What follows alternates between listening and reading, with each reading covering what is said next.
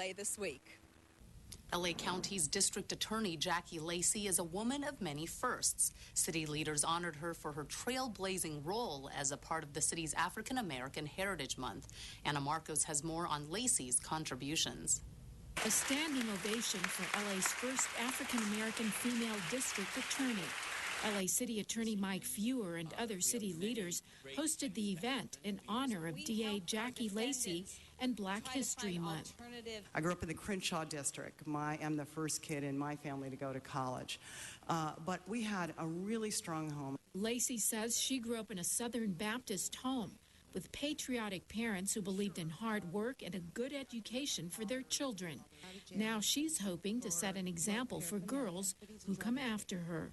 I'm hoping that girls will look and say, if she could be district attorney, I could be district attorney. I could be an elected leader in law enforcement. She looks like me. Lacey remembers her first job as a prosecutor, working for the Santa Monica City Attorney's Office, and her first trial. And, after spending about an hour training me, they gave me a file and said, go to trial. Go to trial. Well, and an hour is significant training. That's significant. They had, you know, I was in trial, and I loved it. I got my butt kicked in my first trial. I lost. And she also remembers her last trial before she went into management. It was LA County's first race-based hate crime murder in the 90s, when a homeless man was beaten to death by the Nazi lowriders. Lacey tried the case and won. I was scared. It was the only time in my entire life where I had to have a talk with my family about safety, about not answering the door. I really poured myself into it, where I brought out the Southern Baptist in me and said, I'm getting this justice. Some of the priorities on Lacey's list as district attorney include environmental justice, stopping cybercrime, and expanding alternative sentencing for lesser crimes. But don't expect her to work on legalizing drugs anytime soon. You have to trust under my leadership that I will be fair. And that's all I promise, is fairness. After prosecuting thousands of criminal cases, trying 60 felony jury trials, and putting murderers on death row, Lacey hopes to continue crusading for justice and being something of a role model for other girls with big dreams of trying a case. I'm Anna Marcos for LA This Week.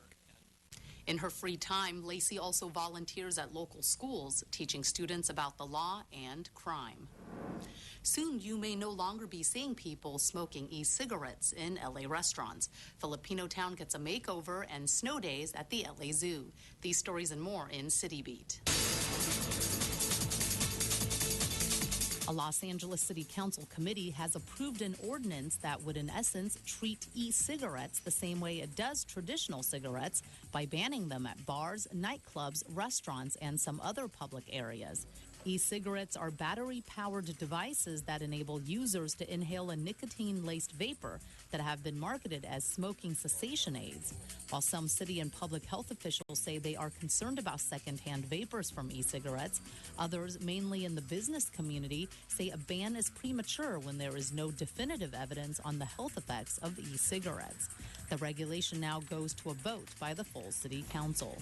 Councilman Mitch O'Farrell and Congressman Xavier Becerra recently helped unveil the latest improvements to Silver Lake Boulevard and Temple Street, the gateway to historic Filipino Town.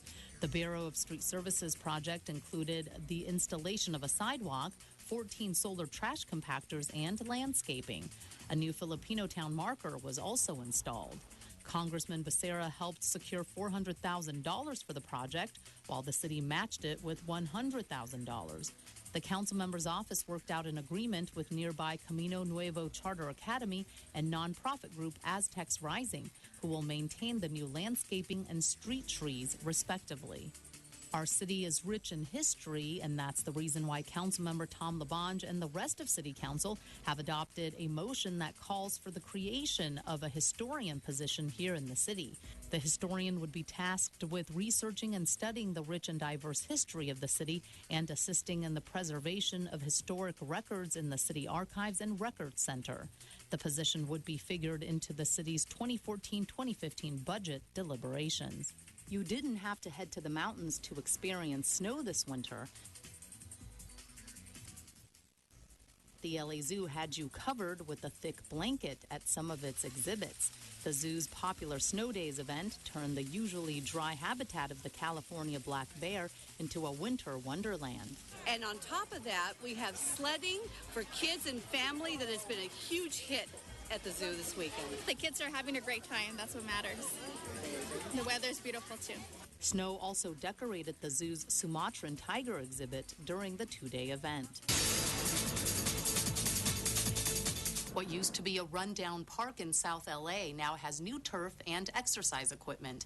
Anita Bennett reports on the improvements at Julian C. Dixon Park. You want to try it? No. Judging by the crowds here, the improvements at Julian C. Dixon Park in South LA are a big hit. It's really cool because it's not like other parks, because other parks are dirty and they don't have like the exercise park and stuff like that, and it's really fun. City Councilman Curran Price recently helped reopen the park. 3, 2, 1. We know how important open space is in our community, and it certainly is consistent with our efforts in the night to create an environment that's clean and green. After a year-long effort to spruce it up, the park has a new playground, refurbished basketball court, and freshly added exercise equipment. We've got some exciting recreational facilities, exercise facilities, recreational facilities for kids, and just nice, clean, open space. Today we have celebrated the rebirth, the rebuilding of a park that was in need of some tender, loving care. It's clean and it has like these cool little seats. And residents say they're grateful for all of the cool new additions. I'm Anita Bennett for LA This Week. The park also has LED lighting in the basketball court with a timer. That way, if no one is using the park at night, the lights will go dark after a period of time and conserve energy. More than 100 cyclists pedaled through parts of the valley on a recent community bike ride led by Councilman Bob Blumenfield. Gil Reyes reports on this exercise in community building. It's a chance for the valley's growing legion of amateur cyclists to get together. My friend Michael and all my other friends are here too. And do it mostly worry-free, thanks to LAPD escorts. If we come to an intersection where we have a red light, we're going to try and stop the traffic. But if you see something that's not safe, please do not be afraid. Call it out. Somebody yell out, traffic, something going on up ahead. Over 100 cyclists took part in the West Valley Community Bike Ride. The 8-mile tour through Woodland Hills and surrounding areas began at the district office of Councilman Bob Blumenfield. Raising awareness about bicycle infrastructure that's needed throughout the San Fernando Valley, the city of Los Angeles. We're building community, and we're having a good time. The ride introduced many cyclists to popular safe routes, or routes considered safest because there's less traffic and because they're supported by bicycle infrastructure like bike lanes. An important tip learned today: try using Van Alden Avenue when pedaling through the area, and avoid heavily congested Tampa Avenue and Reseda Boulevard. We've got bicycle groups, Rotary clubs, neighborhood councils, LAPD, all coming together to make this into a successful community event. So why do you do this? Just for the fun of it. Why else would I do it? Cyclists also got a chance to scout areas to determine where infrastructure is needed, so planners can consider adding them somewhere down the road. In Woodland Hills, Gil Reyes for LA This Week. Organizers behind the highly successful Ciclavia are also considering a San Fernando Valley route in 2015. In this week's list of things to do, a free film screening about the story of an American legend, the LGBT People of Color Film Festival, and a Japanese flower arrangement exhibit. As part of African American Heritage Month in the city of Los Angeles, the Eagle Rock Branch Library will be screening the movie The True Story of an African American Legend on Friday, March 7th from 3 to 5:15 p.m. History was made in 1947 when Jackie Robinson broke the professional baseball race barrier to become the first African American Major League Baseball player of the modern era. The Eagle Rock Branch Library is located at 5027 Casper Avenue. The event is free. Call 323-258-8078 for details. Fusion, the LA LGBT People of Color Film Festival, takes place Friday and Saturday, March 7th and 8th. At the Egyptian Theater, which is located at 6712 Hollywood Boulevard in Hollywood. Fusion is the only multicultural, gender-inclusive People of Color film festival that spotlights the diversity of the lesbian, gay, bisexual, and transgender community. Times vary. For ticket and schedules, go to outfest.org. The Japanese American Cultural and Community Center in Little Tokyo presents the first Ikebana, or flower arrangement, exhibition in its spring 2014 season, Bamboo and Petals, on Saturday and Sunday, March 8th and 9th at its George J. Doizaki Gallery from 10 a.m. to 5 p.m. Admission is free. There will also be a reception and Ikebana demonstration from 1 to 3 p.m. on Saturday. The event will feature the works of 3 distinct flower schools from the Los Angeles Ikebana chapter, Sogetsu, Ikenobo, and Ohara Ryu, organized in memory of the victims of the Tohoku earthquake. The Japanese American Cultural and Community Center is located at 244 South San Pedro Street in Little Tokyo. For more information, call 213-628-2725. And that's a look at some upcoming things to do.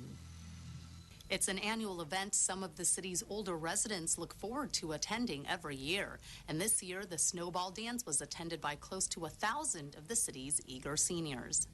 What started in a small El Sereno auditorium has evolved into something much bigger at the Westin Bonaventure Hotel. Who's here from Boyle Heights? The annual Winter Bash, hosted by Councilmember Jose Huizar, is well attended by 800 members of his council district, which encompasses downtown, El Sereno, Boyle Heights, Highland Park, Eagle Rock, and Glassell Park. The month of February, which is a month of love and friendship, but it's also a way of giving thanks to our seniors who have given us so much love and care throughout our lives, and the seniors love this. A great meal, a chance to socialize, and raffle prizes are what make this 7th annual Senior Snowball a hot ticket. Friendly people, a lot of friendly people, and we get together with nice friends that we have, you know. And everything, the food and everything is real nice. Forget your problems, you know, come and enjoy yourself. A photo booth complete with costumes and wigs brought out the playful side of the young at heart. But it was the promise of a night of dancing that brought out many of the city's seniors. I love it. We have so much fun. And, you know, I might dance off a pound. If the city can afford it, twice a year would be wonderful. Because some of these people don't even get out very often because it's seniors.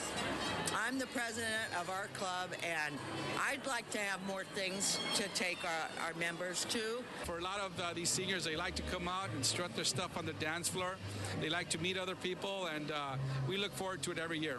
Everything is nice here. I like everything about it. The only thing is I don't dance. Miss Anita Morales, there's always next year. So get your dancing shoes ready for the next Senior Snowball.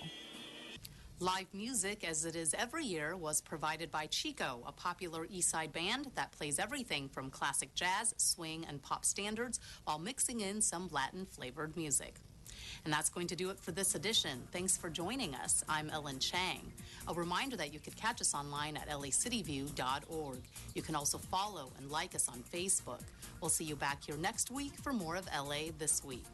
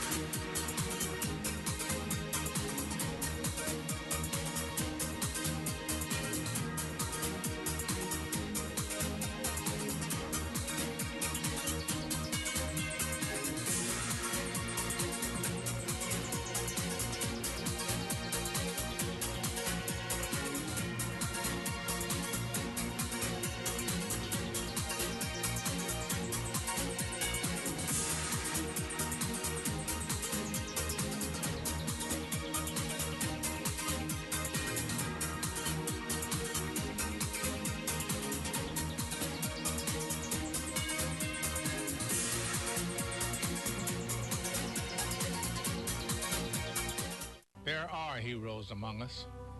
They don't fly or bend steel or ride off into the sunset. They simply volunteered to look after someone else's health by providing comfort, lending a hand, or simply keeping us on track. Everyone's health needs a hero. Who will you look out for? Find out how you can participate in improving our health. Visit iparticipate.org. Hi, I'm Craig Irwin in Los Angeles. Hi, I'm Trenton Irwin, and you're watching LA City View, Channel 35, Our City, Our Channel.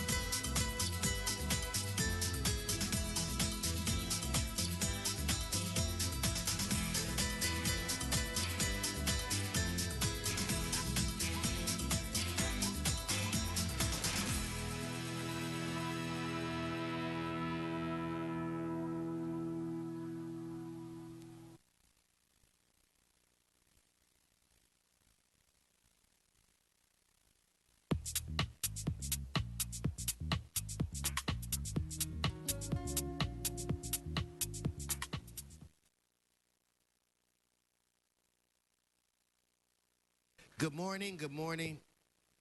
I want to welcome everyone to City Hall. Today's date is Wednesday, March 5th. This council meets every Tuesday, Wednesday, and Friday at 10 a.m. The public is welcome. Mr. Clerk, I believe we do have a quorum. Could you please call the roll? Blumenfield, Bonner, Buscaino, Cedillo, Englander, Fuentes, Huizar, Carrasco, Corcoran, LaBonge, Martinez, O'Farrell, Parks, Price, Wesson, 10 members present and a quorum, Mr. President. First order of business. Approval of the minutes. Englander moves, Parks seconds. Next. Commendatory resolutions for approval. O'Farrell moves, Martinez seconds. That brings us where? Mr. President, would council like to send today's items forthwith at the end of today's meeting? Yes, all of the items. Very good, sir. Committee reports for items 8, 15, 16, 40, and 42 have been submitted and circulated for council's consideration. There are requests from the Department of Building and Safety to continue items 1D and 1K to March 19 and to reduce the lien amount for item 1L to $3,783.82. Further, there's a request from member to continue item 2 to April 4th. Okay, without objection, those will be the orders, Mr. Very good, sir. Items 1 through 4 are item. Mr. Bonnet. I'm on item 8. I was waiting for it. Okay, we'll get there. Yeah. But wait, what do you want to do with this item? On item 8, at Mr. Krikorian's request, there's a paired item in closed session on the same thing. So we'd like to hold item 8 until after we have the closed session discussion that relates to it. Okay. So, Mr. Clerk, you got that? Yes, sir. All right. So let's move on to items 1 through 4. They are items noticed for public hearing. The Department of Building and Safety recommends that items 1C, F, G, H, J, and M be received and filed inasmuch as the liens have been paid. Without objection, so ordered. Very good, sir. We do have cards on item 1. Okay. What about the other? 2 was continued. 3 and 4 have no cards. Okay, so let's hold item 1, and let's prepare to vote on the other items. Let's open the roll, close the roll, tabulate the vote. 11 ayes. Okay, now we'll go to Mr. Clerk, items 5 through 16, and if you could make the announcement where it relates to item 8. Yes, sir. Item 8 will be held for Councilmember Bonin on behalf of for Councilmember Krikorian on behalf of Councilmember Bonin. Okay, Mr. Englander. Special, please. 9 special for Mr. Englander. Mr. Buscaino. 10, please. 10 for Mr. Buscaino. Let's prepare to vote Mr. on... President? Yeah. Yes, Mr. Huizar. Number 14 for an amendment, please. Okay, let's hold item 14 while an amendment is being circulated. Mr. Parks. I don't want to call it special, but I just want to show a no vote for 12. Okay, then why don't we do this? Why don't we vote on 12 now? So let's open the roll, close the roll, tabulate the vote. 10 ayes, 1 no. Okay, so now let's go to the remaining items, Mr. Clerk. So let's prepare to vote. So let's open the roll, close the roll, tabulate the vote. 11 ayes. That brings us where? Items 17 through 39, they're items for which public hearings have not been held. 10 votes are required for consideration. As a matter of fact, the correct council file for item 39, council file number, is 14-0269, sir. Thank you for that clarification. So, without objection, those items are now before this body. Do we have cards? Yes, sir, we do. We have cards on items 18, 26, 29, 31, 32, 33, and 34. Okay, then Mr. O'Farrell? Okay, we'll get to you. So let's hold those items and vote on the remaining items. So let's, Madam Clerk, open the roll, close the roll, tabulate the vote. 11 ayes. Okay. And, Mr. President, those ordinances will go over for a second read unless reconsidered with 12 members. Which we may have a shot at. So which we could do today. So what do we have next? On the continuation agenda, item 40 is an item for which a public hearing has been held. Okay, specials, members, any specials? I mean, they want to call this special? No. Let's prepare to vote on it. Let's open the roll. Close the roll. Tabulate the vote. 11 ayes. What item is it that we have on the special meeting? Mr. President, those are items 41 and 42. It is 10:18. Time would permit you to go into the special if you so desire. Well, why don't we, let me have a little conversation with you, and let's see if we can begin with our presentations. Ms. Martinez, would you like to begin? The floor belongs to Ms. Nuri Martinez.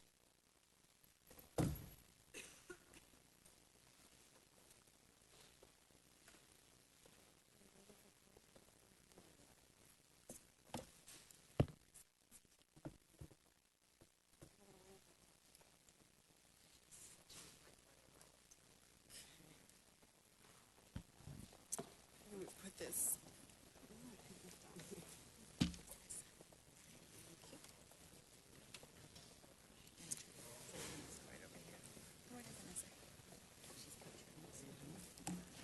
Okay, thank you very much, Mr. President. Colleagues, for the past 14 years, Hispanas Organized for Political Equality, also known as HOPE, has worked with the City Council to dedicate one day of the year to the many accomplishments of Latinas in the city, county, state, and our country as well. I am proud to stand with our HOPE women as we ask you to support in declaring today, Wednesday, March 5th, Latina History Day in Los Angeles.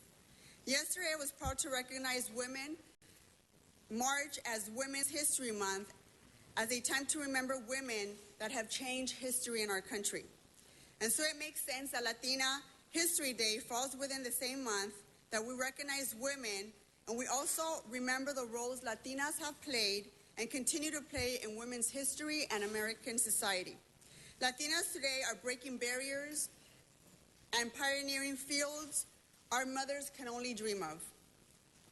I think of my mother's story and her fight as a factory worker at Price Pfister in Pacoima, and what she did to make sure she fought on behalf of her co-workers to try to save her factory job, and what she dreamed for my sister and I as we grew up. And I also think of my daughter, who turned 5 years old 2 weeks ago, and I think of the dreams that I have for her and ensuring that there is women role models not only in our city but in our country that she can look up to. But the fact remains that very few children learn about the contributions of Latinas in past, present, and every day in our city. And I am proud to stand with HOPE, who is now celebrating the 23rd anniversary of the Latina History Day Conference, to teach not only adults but school children about Latinas' important role in American history. So while today many of you might think that we're talking about a lot of women's stuff, it's my hope that tomorrow we will remember that these women also made a tremendous contribution to our city and our country. And that tomorrow's children will think of great men such as Buzz Aldrin, but also remember great women such as Sally Ride and the great Latina astronaut, Dr. Ellen Ochoa. So thank you very much, colleagues, and I'd like to turn the microphone over to Susan Cifuentes Trigueros and Carrie Lopez, who are currently serving their last term on the HOPE Board of Directors. Thank you very much. Thank you.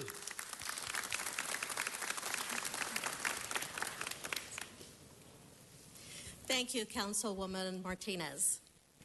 My name is Susan Cifuentes Trigueros. I'm a past president and a current board member of HOPE, and also the LA Regional Public Affairs Manager for Southern California Gas Company. For the past 25 years, HOPE has remained committed to the education, political and economic improvement and status of Latinas. HOPE has celebrated the historic contributions of Latinas in our society and has participated in the political process to ensure a more representative and democratic government for Latinas and their communities. The proclamation of Latina History Day during Women's History Month, memorialize the important role Latinas play in our society. Latinas are breaking the glass ceiling and pioneering in areas few women in the past have ventured. Latinas are business owners, we're civil servants, we're leaders in the nation's largest corporations, and we're also appointed to powerful positions. Latina History Day celebrates contemporary Latinas who are working and building the foundation for future generations. Thank you, and have a great day.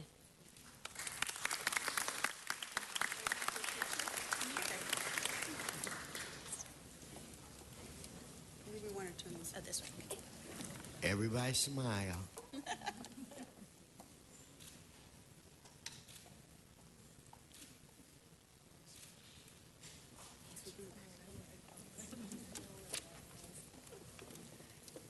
Again, congratulations.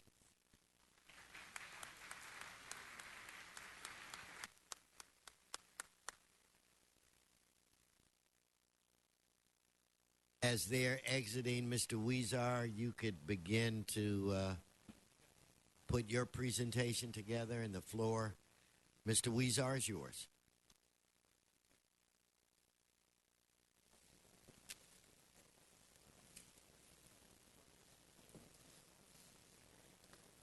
Hi, nice to see you. I'm going to be right behind you. How are you? Just come on in, make some room. How are you? Good to see you. Hi. Do we have space? I think we do. We can kind of fit in. Come on in. Come on in. Oh, thank you, Mr. President. And we're all very... 1 second, Mr. Huizar. Sure. Shh. The floor, again, is yours. Thank you, Mr. President. Colleagues and public, we are all very, very excited today to proclaim March 5th the Complete Streets Day in the city of Los Angeles. And it is thanks to the work of people behind me and all my colleagues on the City Council that the city is undertaking an evolution into supporting more pedestrian activity on our streets, alternative forms of transportation, and a more healthier Los Angeles, thanks to the work of the many advocates behind me, which we will introduce soon. But let's give them all a big round of applause right now. Thank you so much for the work you've done. You know, in the hustle and bustle of our work here on City Council, I wanted to take notice of the work that all of us have done in working with people like those behind me to declare this day Complete Streets, to celebrate our early accomplishments, but also to encourage implementing more complete streets throughout the city. What is complete streets? Well, many of us will have different definitions, but complete streets policy can generally say that it promotes and encourages increased pedestrian, bike, and alternative transportation use. It promotes healthier living and environments while also allowing Los Angeles many unique communities and streets to thrive as local gathering places. Complete Streets policy promotes community building and helps local businesses bring new customers to their doorstep. From Ciclavia to the addition of parklets, plazas, and bike corrals to our master bike plan, the city of Los Angeles is starting to shift its focus away from looking at our main thoroughfares as just speed zones to quickly get automobiles from point A to point B, but also those areas that we get through are becoming destinations themselves. I have to admit that there was a time when I didn't know what complete streets were. I would hear the term. But at the same time, my staff pointed out to me that we were already doing some of this work in our district. So I was a supporter even before I knew it. Since taking office in 2005, we initially undertook an initiative to look at every major commercial corridor in our district and to help promote more pedestrian activity, alternative forms of transportation, and to support our local businesses. These efforts on improving First Street in Boyle Heights, Huntington Drive in El Sereno, York Boulevard in Highland Park, Colorado Boulevard in Eagle Rock, and Broadway in downtown LA have been underway for years now. Our blood, sweat, and tears by many of the people who are behind me here have been paying off. Thanks to many of the people gathered here today and others, all these neighborhoods and streets are getting local and even national attention for the work we've done, and there's more to come. Community is really important to the Complete Streets vision, and without community, we couldn't have done all that we have done. Working with DLAC, the Historic Bid, and others, we brought the first parklets to downtown LA on Spring Street. And in 2010, we created community vision plans workshops working with Steve Cancian and Living Streets to improve Huntington Drive, York Boulevard, and these efforts have produced the first parklets in Northeast Los Angeles as well. We also brought the city's first bike corral to York Boulevard, and soon, very soon, with the help of the Los Angeles Neighborhood Initiative, we will add a new pocket park and Avenue 50, something that the community has been asking for many, many years. We also worked with the Department of Transportation to bring the city's first green bike lanes to First Street in Boyle Heights and to Spring Street in downtown LA.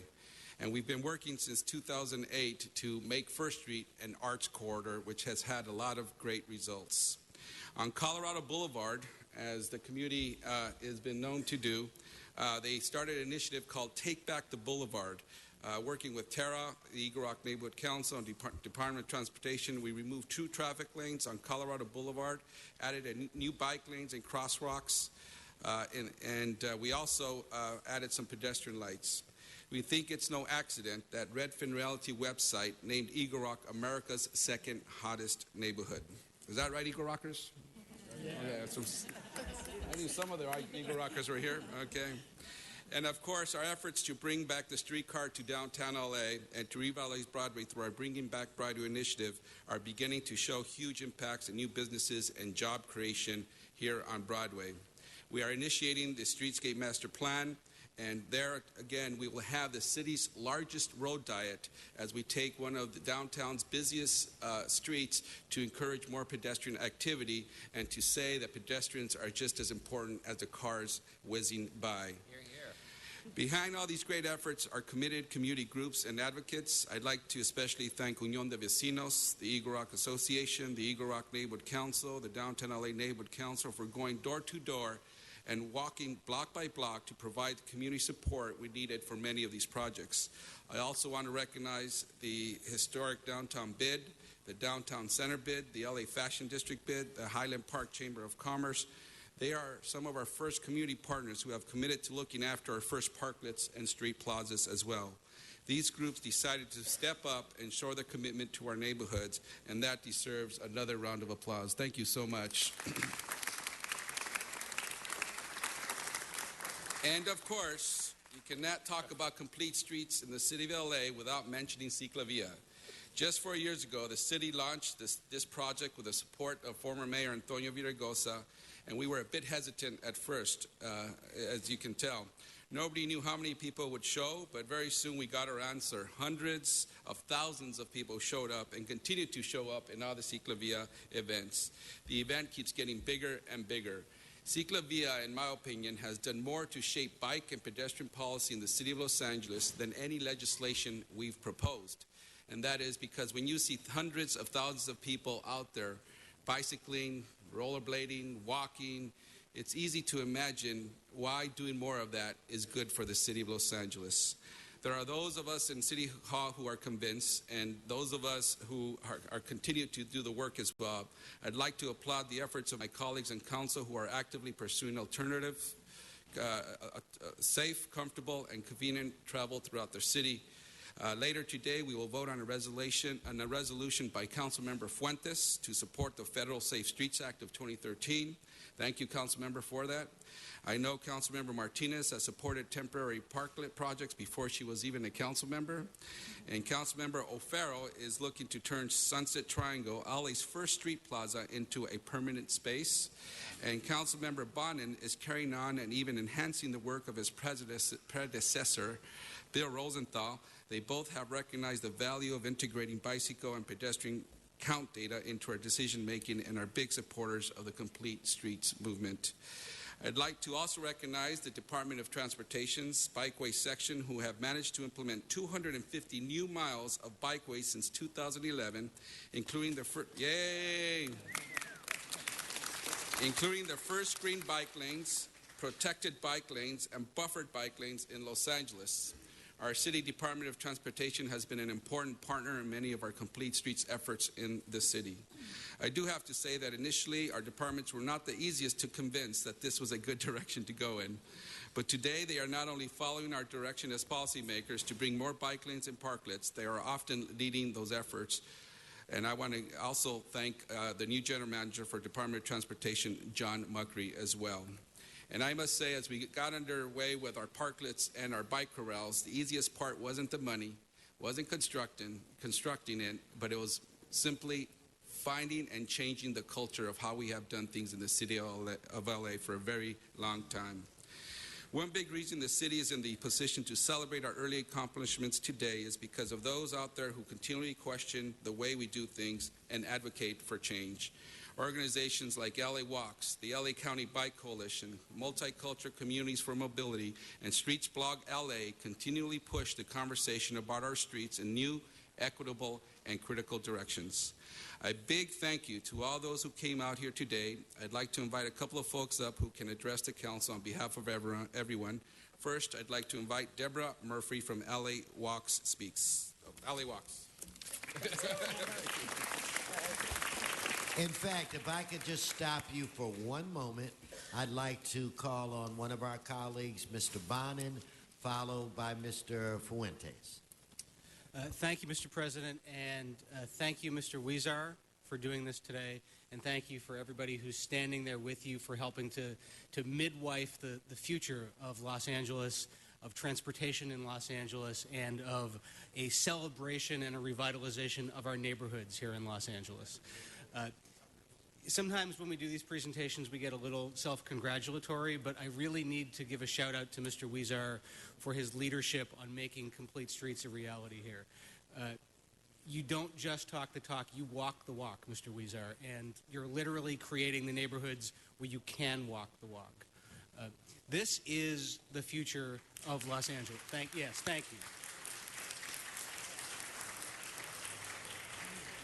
This is the future of Los Angeles. You're helping give birth to it downtown and in your other neighborhoods. The purpose of our streets cannot be, as I constantly say, to move as many vehicles as fast as possible through our neighborhoods.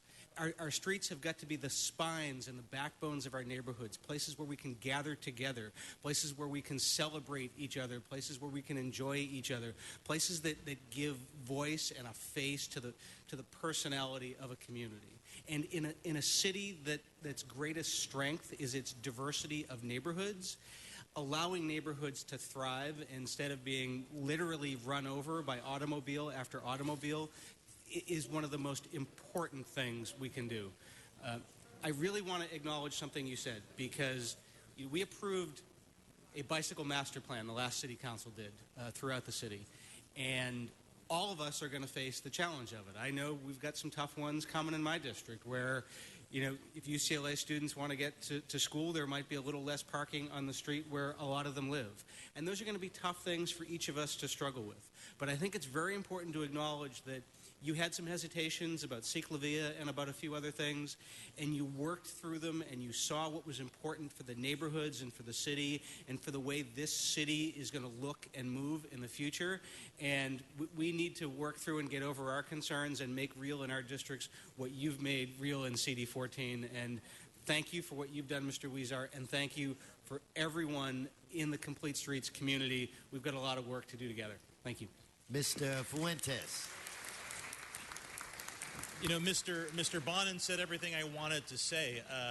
I will differ in opinion just slightly with Mr. Bonin in that I think congratulations is due to this council, largely in part because it's a demonstration of your efficacy and advocacy on helping us understand that it's about taking back public space. And to dovetail on what Mr. Bonin said, you all have been tremendous, I think, to help government and its leadership understand what it is to plan for a community. Everything seems to be turning on whether we are being smarter and efficient with our resources. And I think this council has been demonstrating that there's a real desire to change, whether it's edible parkways, whether it's bicycle counts and pedestrian counts, whether it's parklets in previous work, or whether it's the notion that we should add a policy filter to every capital expenditure that government makes. And that policy filter ought to include every element that you all talk about. We often celebrate the amenities of streets, but we don't ever get to what Mr. Bonin, I think, appropriately talked about, the public space. Whether it's work or home, all of us need that third space to recreate, to inhabit, to socialize. And everything, whether it's the Happy City book by Thomas Montgomery or Dr. Glazer's book on the triumph of the city, or Howard Schultz talking about why it is that Starbucks is so important, everything comes back to us getting together in a public space. And that's how we need to start thinking about our streets, which is why it's so exciting that you all are here. And Mr. Huizar, thank you for making it today, but it ought to be a year, right? It should be, you know, our complete streets generation. And you see that happening all over, whether it's the Vancouverism ideals or the tactical urbanism that we're talking about. It's a real celebration about people coming together and cohabitating in space, public space. And that's what this movement is about. And I'm excited that you all are here, as you can tell. And thank you so much for your advocacy. And don't be shy about pressing the issue more with this council, which I think absolutely understands what you're trying to do, but we need to keep pushing forward. Irrespective of the funding source, we need to push forward so that we complete streets in the smartest way that we can. And by the way, we all know that there are co-benefits, right? Whether it's the TMDL mitigation that we have to deal with, whether it's stormwater capture, whether it's watershed. I mean, it doesn't happen without streets being complete. Thank you very much for your advocacy and for being here today. Ms. Martinez. Thank you, Mr. President and Mr. Huizar. I just wanted to add, Mr. Fuentes says that he is excited. Believe me, he is. This is the most excited I've seen him here since he's gotten in his short time in council. So I know you're excited about this. That's dangerous. Thank you, Mr. Huizar, for the kind words. But, you know, I just had the pleasure of working for an organization in the Northeast San Fernando Valley who you may all know, Pacoima Beautiful. And it wasn't just our work. It was people like Max Podemsky, who used to sit on the board of Ciclavilla, who would bring all these wonderful ideas to the Northeast San Fernando Valley. And we were doing parklets 4 years ago and talking about complete streets. Now I represent another part of the San Fernando Valley. And in the 6th, just yesterday in the Daily News, it was reported that Van Nuys and Roscoe is one of the most dangerous intersections in the city of Los Angeles. So I need your help. I need your help and your commitment to turn that entire community around. And what we created in the Northeast San Fernando Valley that I know Mr. Fuentes is a huge supporter and it will be a champion for, we need to continue to do that work going west in the San Fernando Valley to ensure that families in Panorama City can cross the street safely and that cars can cross the street, drive safely. But most importantly, we need to take our streets back. And in that area, we certainly need all your help. Thank you very much and congratulations to all of you. The floor is yours. Okay. Good morning, council members. I'm Deborah Murphy. I'm the executive director and founder of Los Angeles Walks, a pedestrian advocacy organization that I founded 16 years ago. I've also been chair for the same number of years of the city's pedestrian advisory committee. I'm here today to support Councilmember Huizar in his declaration of Complete Streets Day in Los Angeles so that we can celebrate the vital accomplishments that we have made in the past few years to create safe streets. Safe, accessible, fun, and equitable that are for everyone. Councilmember Huizar has exhibited courageous leadership to implement strategies to transform the streets in his district, to slow down drivers, to make it safer to walk and bike to school, shopping, and work, to have a safe place to park your bike, to encourage people to linger in their neighborhood shopping district, to promote transit ridership, to recognize the streets are our largest open space network. I would also like to recognize that we appointed 2 pedestrian coordinators, Margot Ocañas and Valerie Watson, in 2012. Something that I've encouraged the city to do for 20 years. Their Safe Routes to School strategic plan and the People Street programs are responding to the demands of our communities that want safer streets so that their kids can walk and bike to school, for neighbors to meet and hang out with each other at a parklet or a plaza. In addition to these accomplishments, we have to have a larger vision that our streets mean to our city, how they are the lifeblood of our neighborhoods, where our kids walk to school, where our seniors stroll, where our merchants conduct their business, where we can capture the vital and rare water resources that we have, as we've seen in this last week, where we can create shade and provide habitat, where we can all shop, meet, walk our dog, chat with our friends, celebrate our city, and more. We must develop a comprehensive and thoughtful policies and programs to deal with the state of our streets. We have many proposals on the table that each go part way that need to be coordinated. We have the 50-50 program, the Save Our Streets bond proposal, the Mayor's Great Streets program, our Green Streets program, Complete Streets initiative, our former mayor transit corridors cabinet ideas, and we have the mobility element, a key thing that the city planning department is working on where we can incorporate a lot of these concepts. We also need to think about this issue in a holistic and sustainable manner and must include safety as a critical part of our efforts. We need to develop a Vision Zero, like we do in San Francisco and New York. We must reduce crashes, as pedestrians and bikes make up 39% of our crashes, yet only receive 1% of our funding and make up over 25% of our trips in Los Angeles. Los Angeles Walks encourages the City Council to have the courage to show their leadership to create streets for the future, not just repairing streets or greening streets or transforming parking spaces, but complete, great, transit-oriented, safe, green, fun, and place-making streets.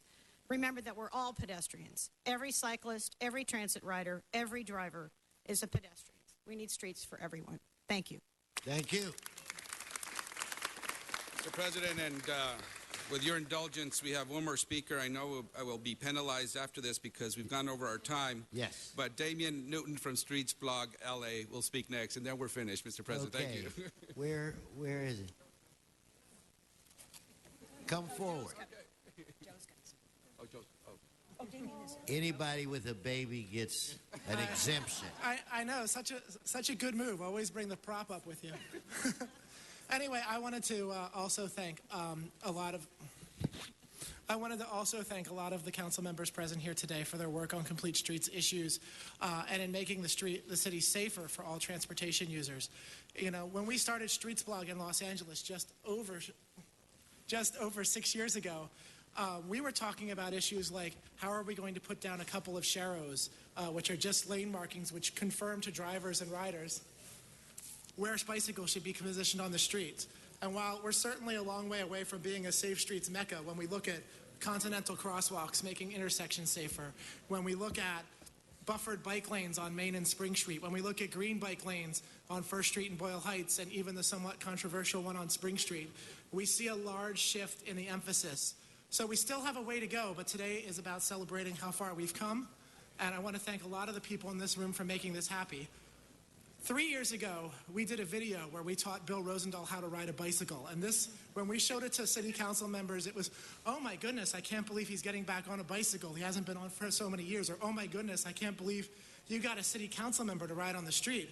But when I look up there, I see 1, 2, I've never seen Councilmember Parks on a bike or Councilmember Price, but I've seen 1, 2, 3, 4, I've seen everyone else that's here ride a bicycle on the streets, and not just in Ciclovia.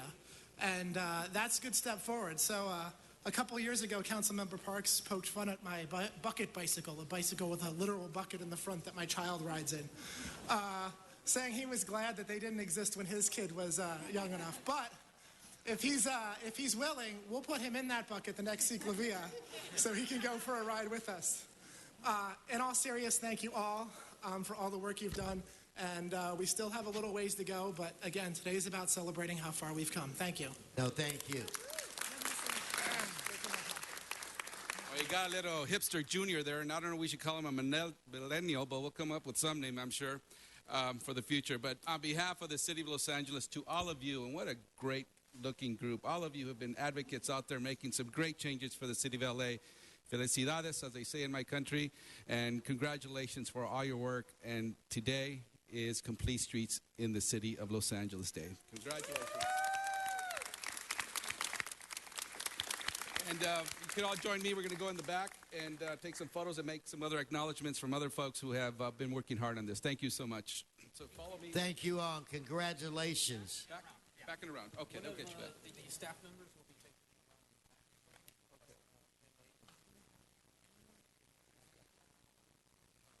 Mr. Price, would you like to work your way up to the center podium as we defer to you?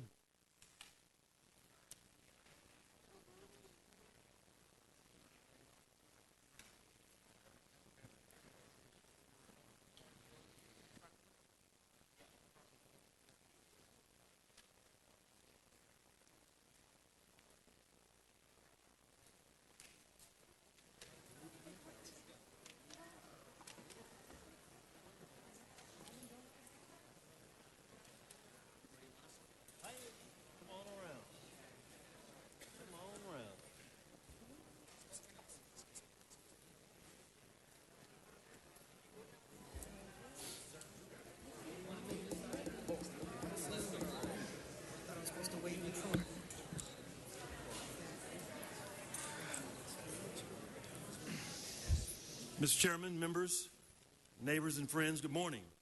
LA is an incredibly talented city. In LA, we don't follow the trends, we set them. And that goes for music, art, and of course, fashion.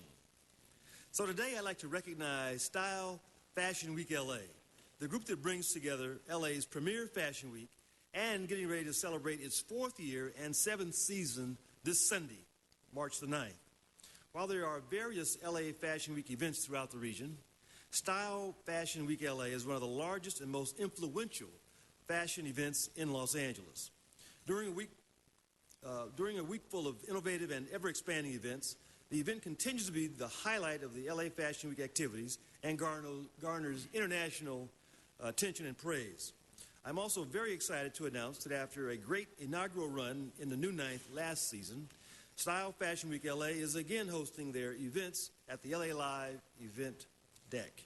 This season, the 5-day high-energy event will feature 2 full runways showcasing the most inspiring collections from around the globe. So to tell us more about the event, we have co-founder and president of Style Week LA, Veronica Welch.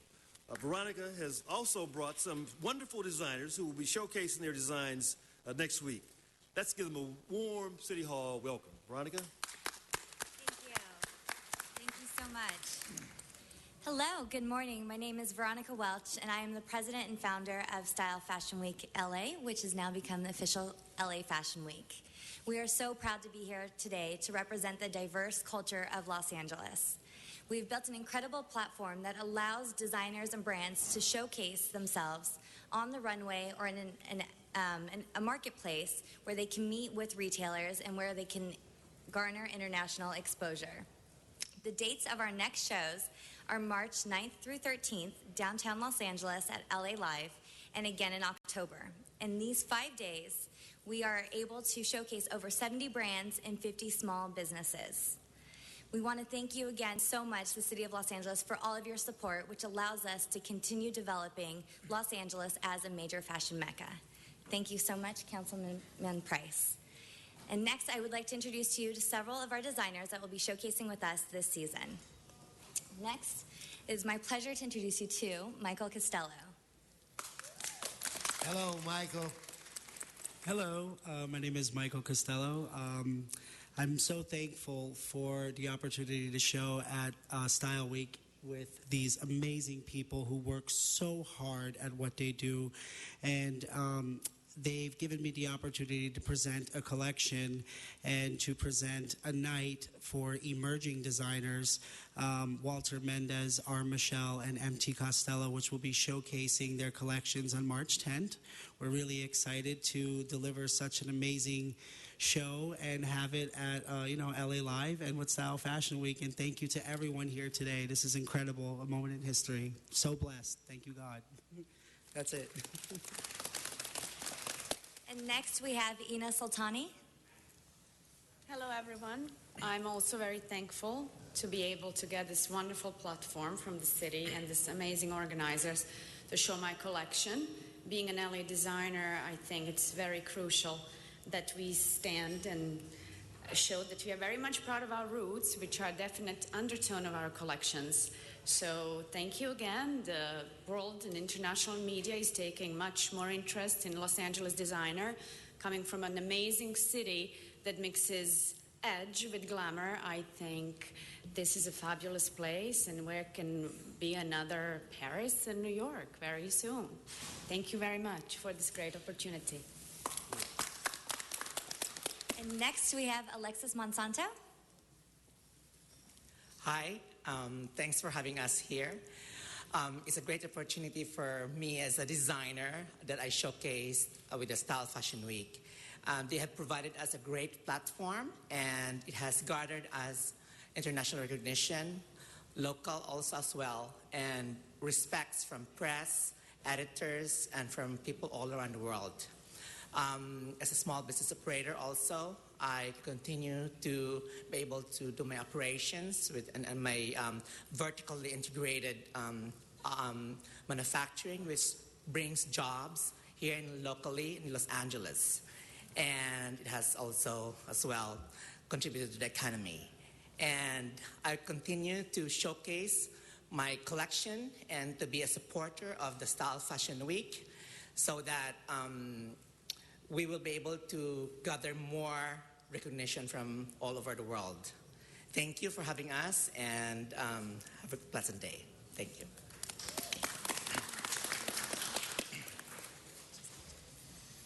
And next we have Maggie Berry.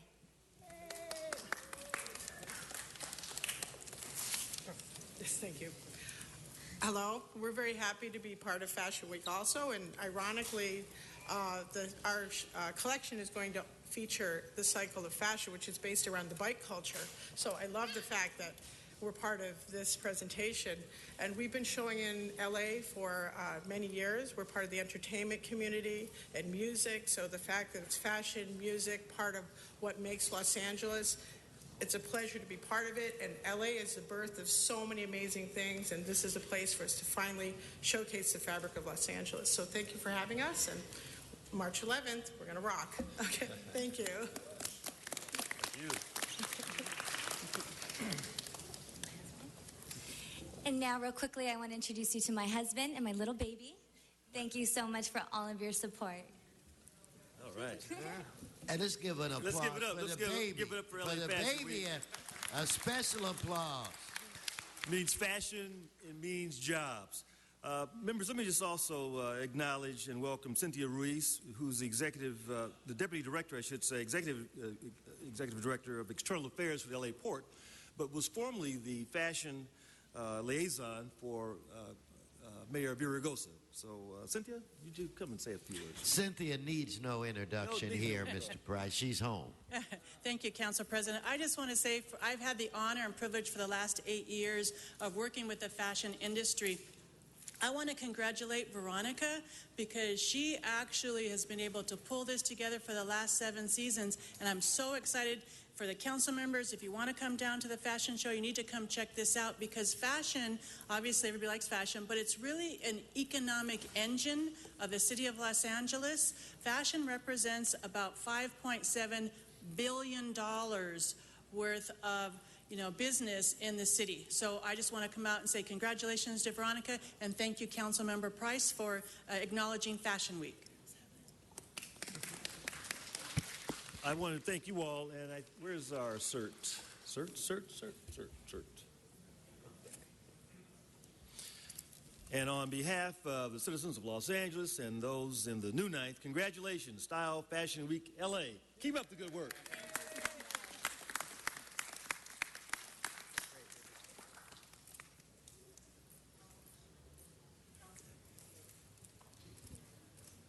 Again, congratulations.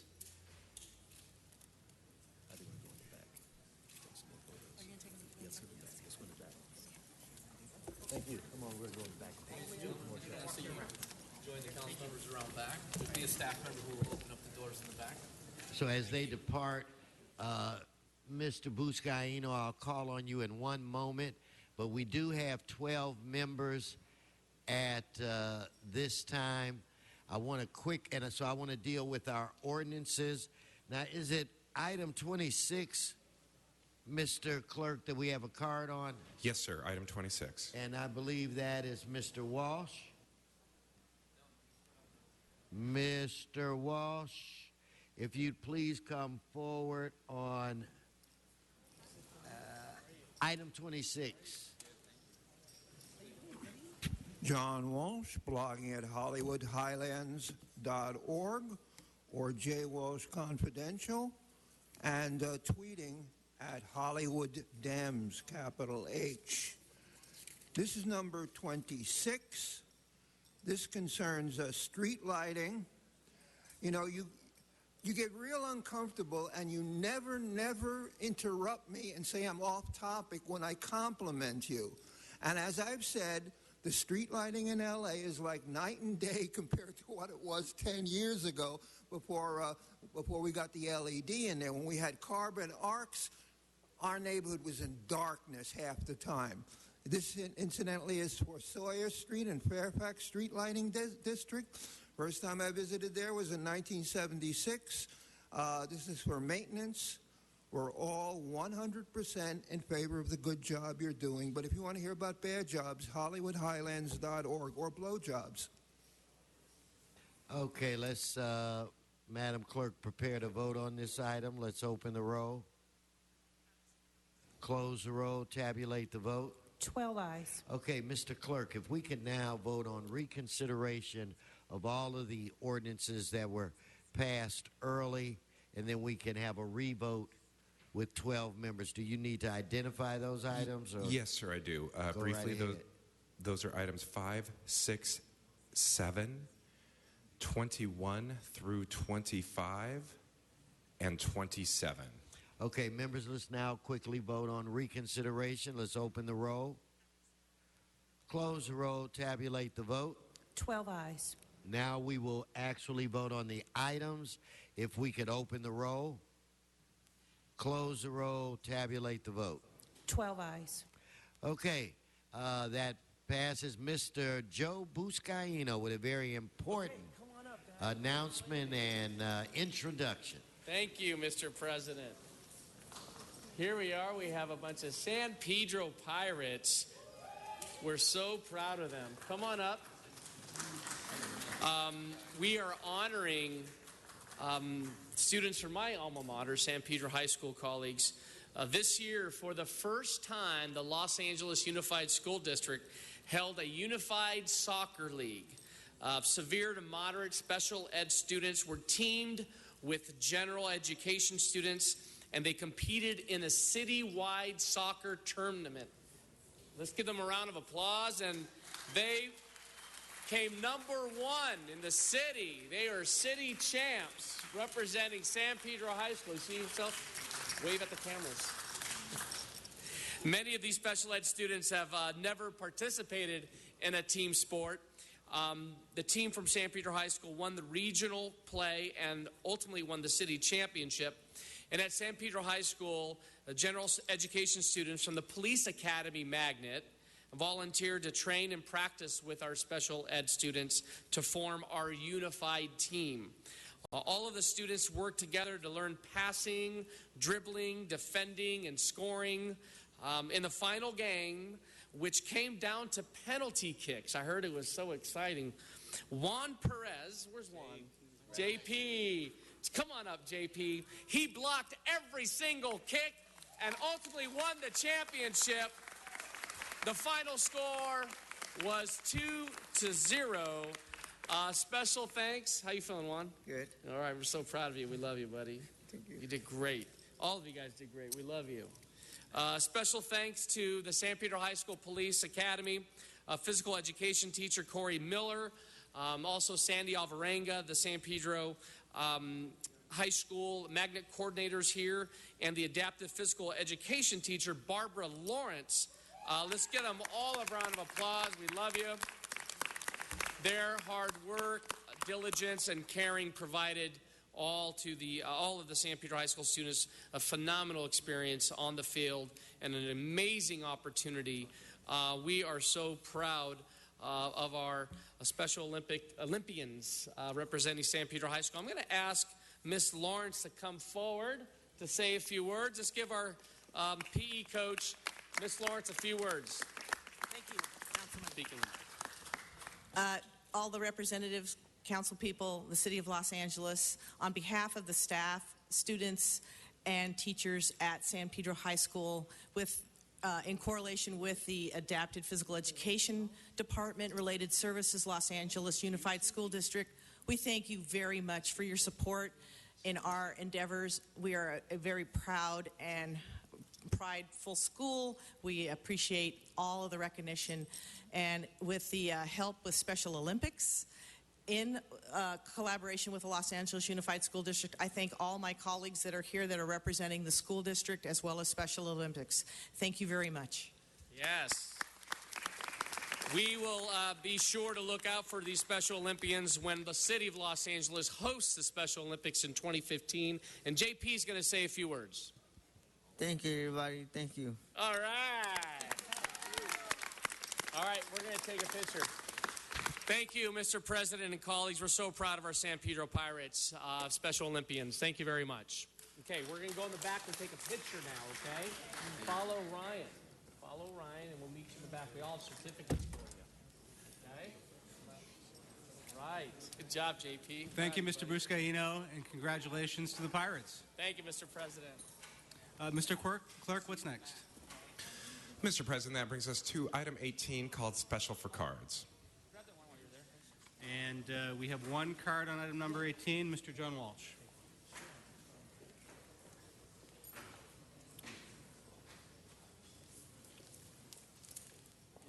Mr. Walsh in the room? All right, Mr. Walsh passes. Madam Clerk, open the roll. Close the roll. Tabulate the votes. 11 ayes. That item passes. Mr. President, that then brings us to item 29 called Special for Cards. On item number 29, we have Mr. John Walsh.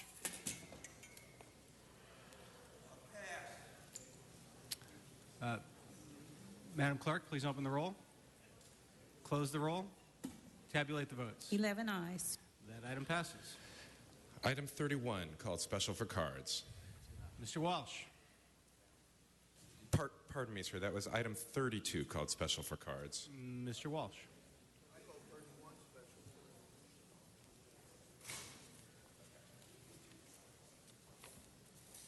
John Walsh, blogging at HollywoodHighlands.org. We're on number 32. This concerns the state. This concerns Chris Holden's bill. What this will do is add 2 more members to the MTA board. They're against it because right now the mayor of the city of Los Angeles controls the board with 3 appointments and his own seat. This will give 2 more seats to the rest of the county where the other 6 million people live in it. We're 100% in favor of this. Diffuse the power. HollywoodHighlands.org. Now, they're going to vote 15-0 in favor of their power struggle over the money. MTA, let's add 2 more members to the board. HollywoodHighlands.org. 1 minute. Thank you, Mr. Walsh. Madam Clerk, please open the roll. Close the roll. Tabulate the votes. 11 ayes. That item passes. Mr. President, that brings us to item 33 called Special for Cards. Mr. Walsh, item number 33.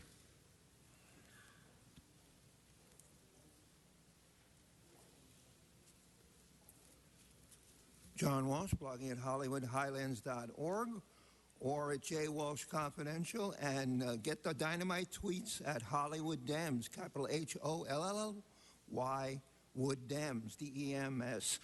This is, I know it's hard to believe, but this concerns the Safe Street Acts of 2013.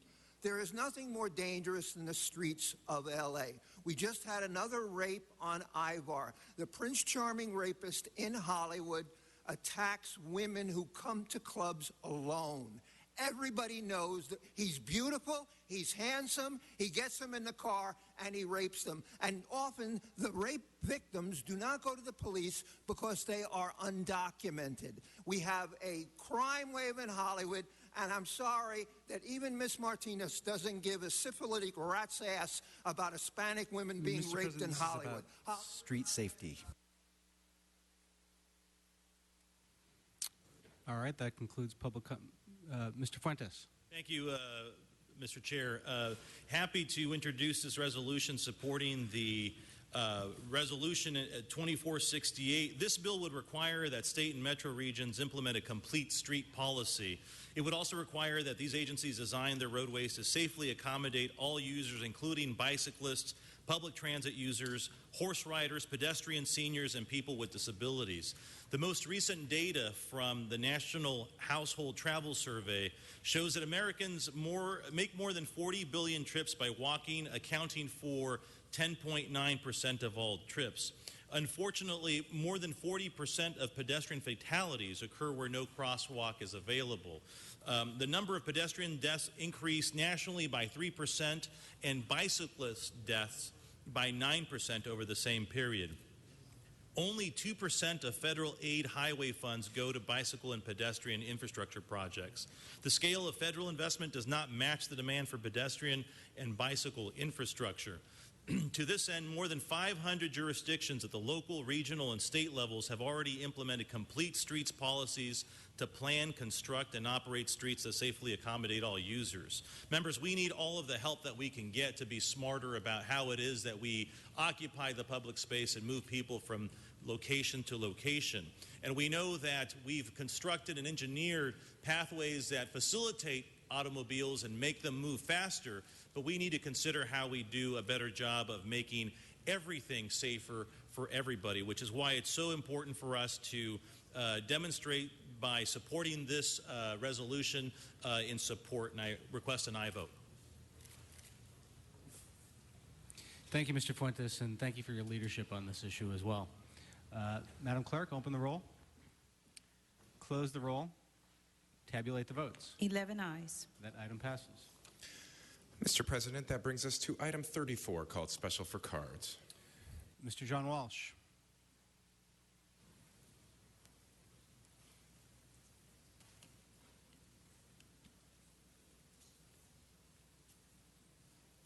John Walsh, blogging at HollywoodHighlands.org.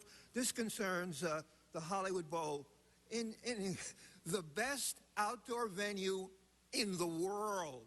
Okay? You have nothing to do with it. That's the county. But you're helping them out with the cost of parking fees and the use of the zoo's parking lot during its IT''S. That's grammatically wrong. Get somebody to write these agenda items in English, okay? Someone who knows English. Summer 2014, we're in favor of this. The number one problem in Hollywood Bowl is the lack of women's restrooms. I can urinate there and it takes me 1 minute. You have lines of women, 40 and 50 long, in these bathrooms. So maybe you should make an agenda item to clean up the bathrooms and add some. HollywoodHighlands.org.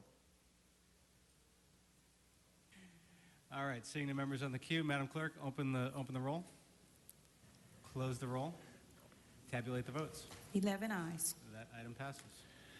Mr. President, that brings us to item number 1, called Special for Cards. All right, we have 3 speaker cards on this item. John Walsh, followed by Richard Lerner, followed by Eric Rivas.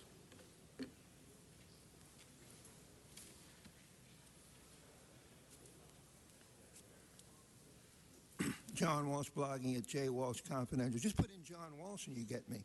Okay, this is hearings, appeals, and objections to liens for nuisance abatement. I mean, I'm a nuisance, but you can't abate me.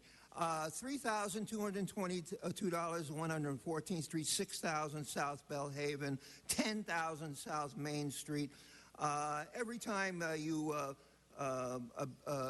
file a nuisance, that's a good. These are property owners who have violated the law or the ordinance. West Washington Boulevard 7, that wins the award, $7,882.07. Some of these are undeserved, but they'll be coming up next. John Walsh, blogging at HollywoodHighlands.org, tweeting at Hollywood Dems. Richard Lerner, Eric Rivas. Hi, I'm Richard Lerner, and I was called in on a property at 3259 North Amethyst about a lien. My property is actually the adjacent property. I think they called me the wrong person on this, and I wanted to find out who the actual person is that owns the property. Can you have a discussion on the side with him?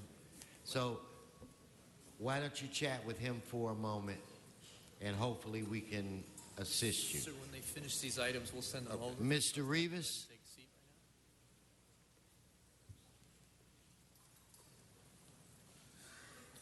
right Good morning, Council.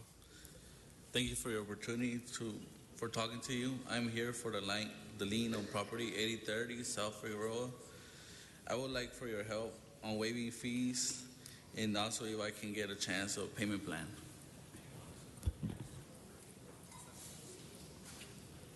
Thank you. No, thank you. What area was that again, Mr. Rivas? 82 South Figueroa. Okay. So now, if you go over to the side, a representative from that area will chat with you. Charles, are you going to go talk to Mr. Lerner? Please? Because I want to move forward with this item. So, Mr. Rivas, if you come on the side. Okay, thank you.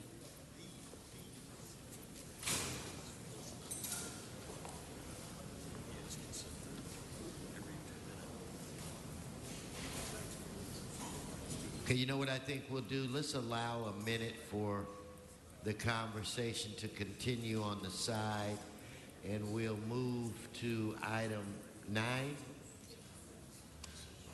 Mr. President, that's item 9, called special for Councilmember Englander. Mitchell. Very much, colleagues. Currently, 80% of Californians live on or near a fault line, yet fewer than 1 in 10 homeowners in California actually have earthquake insurance. After the Northridge earthquake, the California Earthquake Authority was established when insurers severely restricted new homeowners policies, and this threatened the vitality of the state's housing market. And the California legislature established the California Earthquake Authority then in 1996. Currently, Senator Feinstein has a bill that I'd like to ask for your support in Senate Bill 1813, which states that the Earthquake Insurance Affordability Act of 2013 would establish a program to provide guarantees for debt issued by or on behalf of the state catastrophic insurance programs to assist in the financial recovery from earthquakes and earthquake-related events. This federal bill complements our state's efforts by providing tools and protections proactively and post-recovery. The bill seeks to establish a program that would allow nonprofit state catastrophic insurance programs such as the California Earthquake Authority to access federal loan guarantees in order to provide financial assistance to homeowners. I therefore ask for your aye vote. Thank you. Thank you. Now let's prepare to vote on that item. Let us open the roll, close the roll, tabulate the vote. 11 ayes. Mr. Huizar, item 14, I think it is. Yes, Mr. President, we were initially going to submit an amendment, but I understand that this item has been resolved and we do not need the amendment any longer. I will, however, ask the Housing and Community Investment Department to also analyze a partial preservation option while undertaking this peer review analysis. My staff will follow up with the department to follow up on this, but we do not need an amendment. Thank you, Mr. President. Okay, so then we can just move forward with the vote. So, Madam Clerk, open the roll, close the roll, tabulate the vote. 11 ayes. Public comment on this item was already satisfied, so it was done in a committee process. Okay, let's move on to the, could somebody help him understand what our rules are?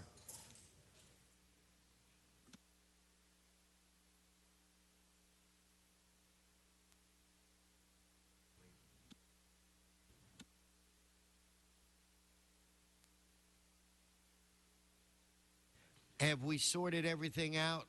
On item 1, I haven't gotten so I will let you continue. So I'll go to general public comment for a minute. Daniel Garcia, Dr. Williams, Lona Rios, please come forward.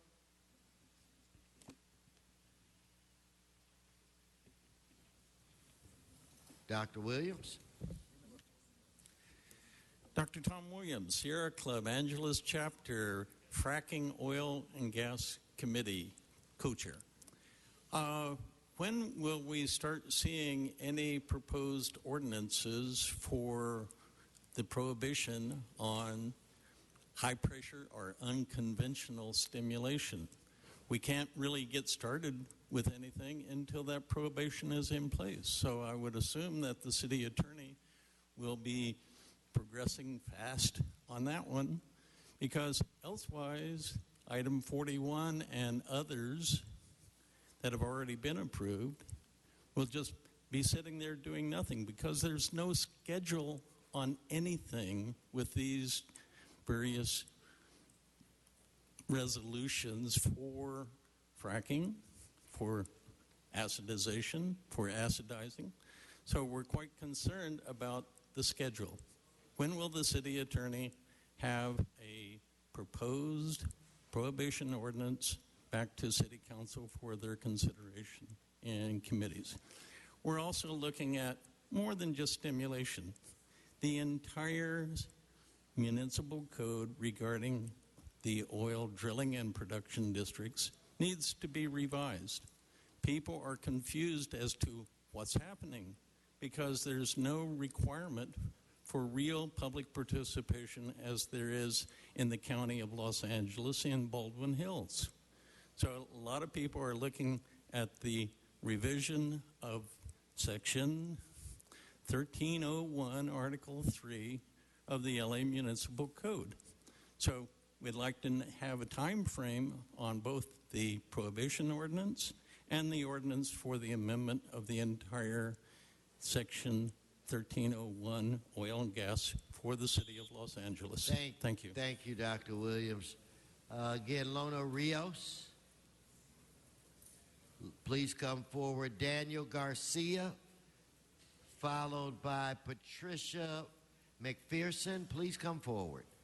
Yes. Thank you. I propose to the council this responsible body water flow stoppers for all faucets and shower heads and hoses for Los Angeles, the best oasis this side of heaven. Needless to say, the drought has left us with choices. I'd like to suggest a choice that can save water, prevent water waste, quite easily, simply, and cheaply. I'm suggesting the use of a water flow stopping device that thankfully has previously been invented. There's a device that can stop and start water flow at a faucet at will with a simple flick of a metal switch, a simple mechanical device. You can turn the water off completely. It retains the same temperature, mixture, and water volume quantity also.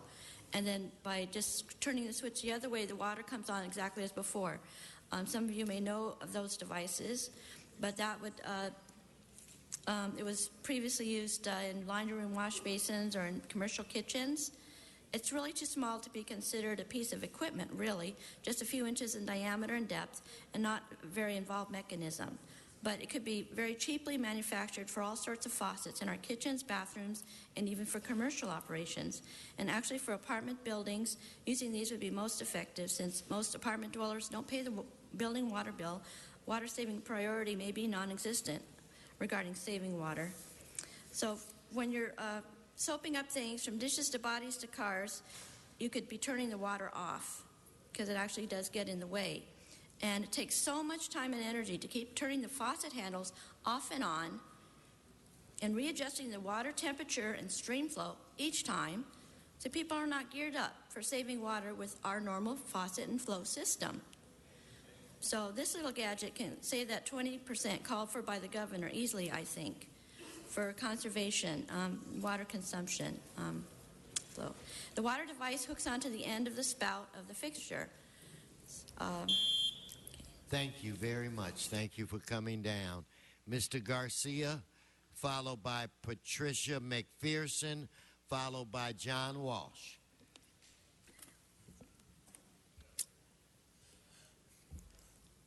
Good afternoon, council members.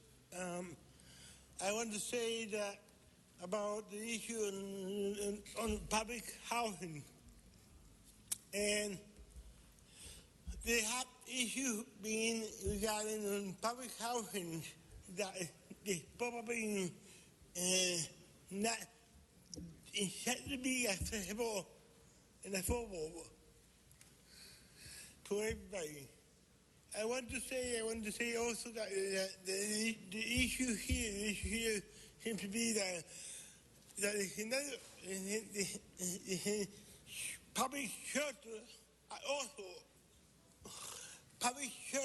also not accessible for people with disability in large.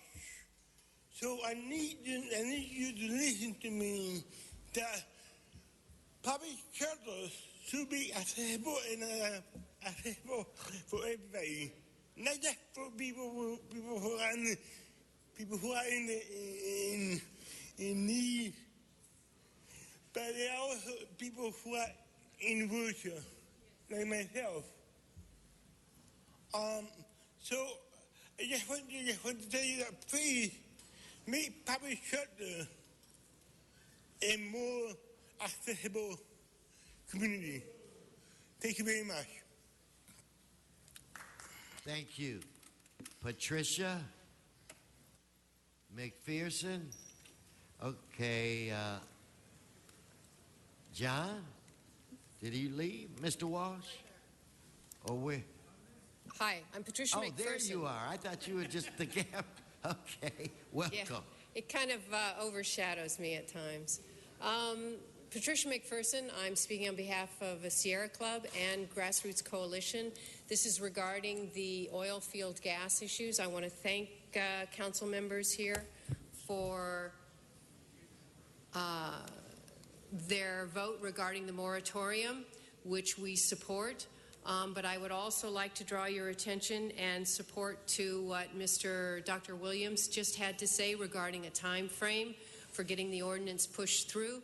I would like to remind you also that the city itself already has ordinances that are on the books that could be readily and handily amended in order to provide for an ordinance that would be cause for, actually not cause for the moratorium, but would allow for the moratorium to take place.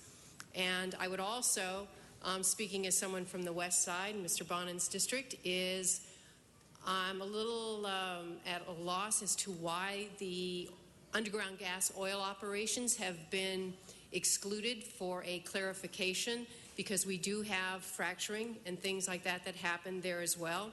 So keeping that in mind, I think I'm done. Thank you. Thank you for coming down. Now, Mr. Walsh, and then from LA Can, General Dijon. General? Where are you? Oh, there you are, all the way in the back. And Mr. David Hoffman, please. This is an unusual appearance by me. They have the long shot so they're censoring what this shirt says. This is the most horrific thing I've ever seen sold on Hollywood Boulevard. What this shirt is a message from gangs. It's in the window of the tattoo parlor where I bought it. If you want to see it close up, come to HollywoodHighlands.org or J. Walsh Confidential. What it says is snitches get stitches. And there's a bloody straight razor, and there are stitches all over the shirt. What this is telling everybody in the city is that the city council doesn't give a damn, and neither does the police. And if you get up and ever testify against a murderer or killer of the gangs, they will slit your throat. I paid $25 for this. See what it says by coming close. This is horrible. I mean, I walked into the tattoo parlor, and the company that sells these shirts are warning you. Why do you think nobody ever gets arrested for any gang crime? Because everybody in this city knows if they open their mouth to the police, they will have their throat slit. Even by showing you this shirt, I am in danger. Snitches get stitches. Look at the blood. Look at the bloody... And they're not going to say anything up there because they're scared shitless of the gangs. And I don't blame you. And I won't mention the city council member whose granddaughter was murdered by the gangs, but I will say that the crime that was committed and she was murdered has been unsolved because why? Snitches get stitches. HollywoodHighlands.org. Come to our website and get a good look at it. General, followed by David Hoffman, followed by Damian Newton. Yes, sir. Good evening. General Dogon from LA Can. In April 2013, LA Can released this report entitled The Dirty Divide in Downtown Los Angeles, a call for public health equity in Skid Row to highlight the vast health inequities faced by poor and homeless residents living in Skid Row. This dirty divide takes us back to Los Angeles, where redlining and restrictive covenants were the norm, where Jim Crow politics ruled the land. Today's proclamation is a huge step backwards and should cause concern to members of the press, the City Council and residents of Los Angeles. West of Los Angeles, you find luxury amenities, including public park spaces that have been converted into recreational areas for the rich.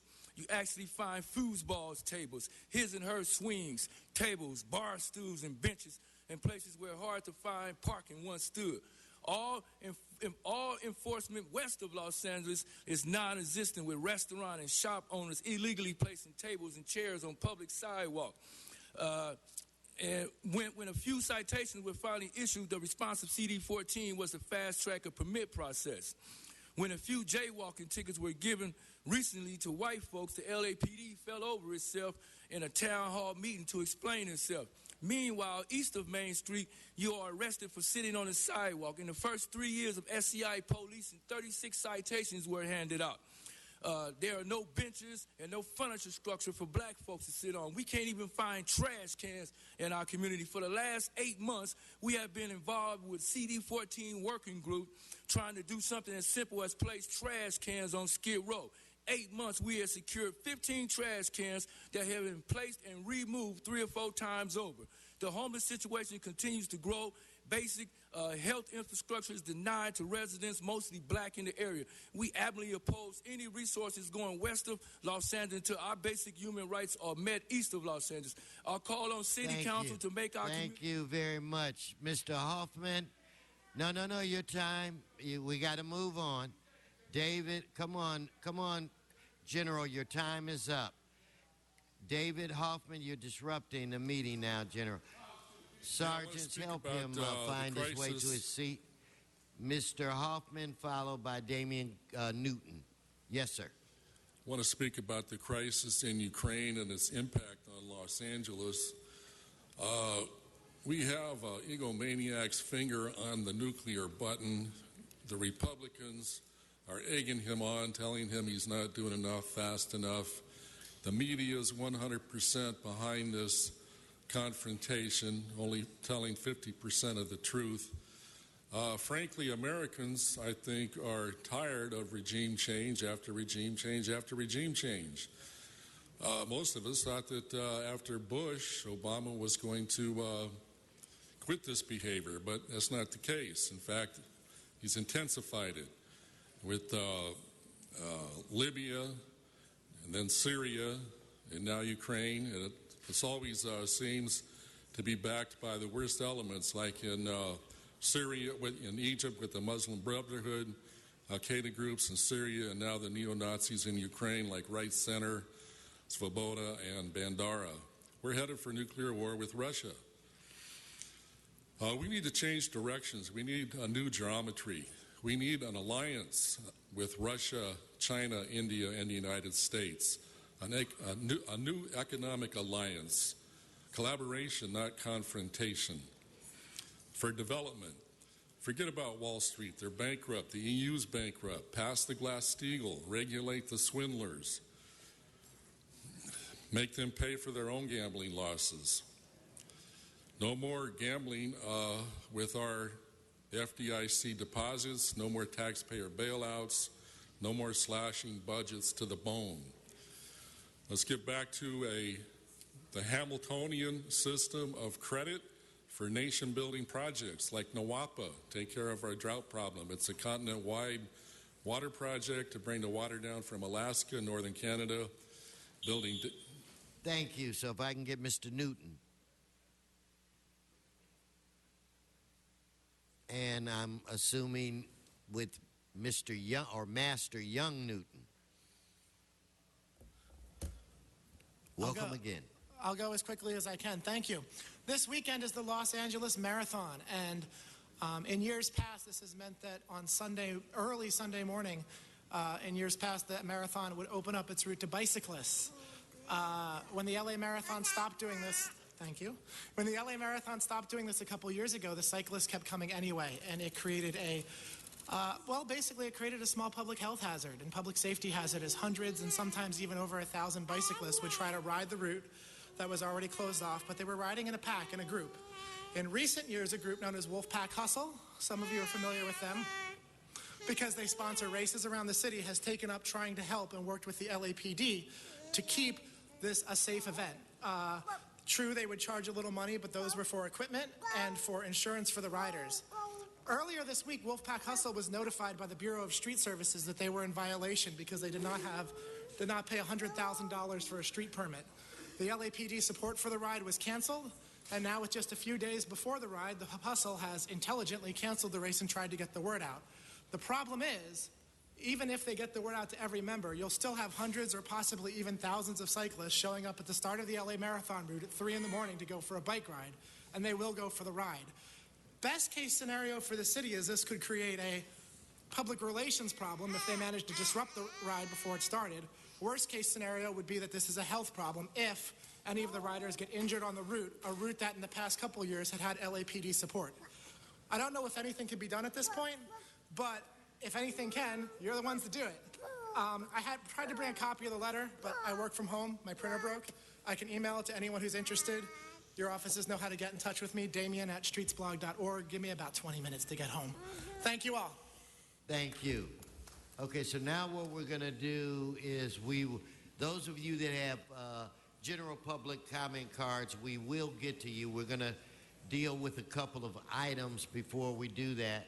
So I quickly want to go to item 31. So, Mr. O'Farrell, or Mr. Koretz, I didn't see you. And, Mr. President, we do have cards on that matter. I know, I'm going to get to the cards.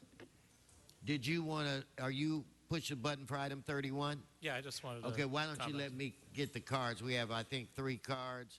Mark Hanna, Joyce Dillard, and Mr. Walsh, I believe you're out of time. I'll check with the clerk. But if the Mark Hanna and Joyce Dillard could please come forward.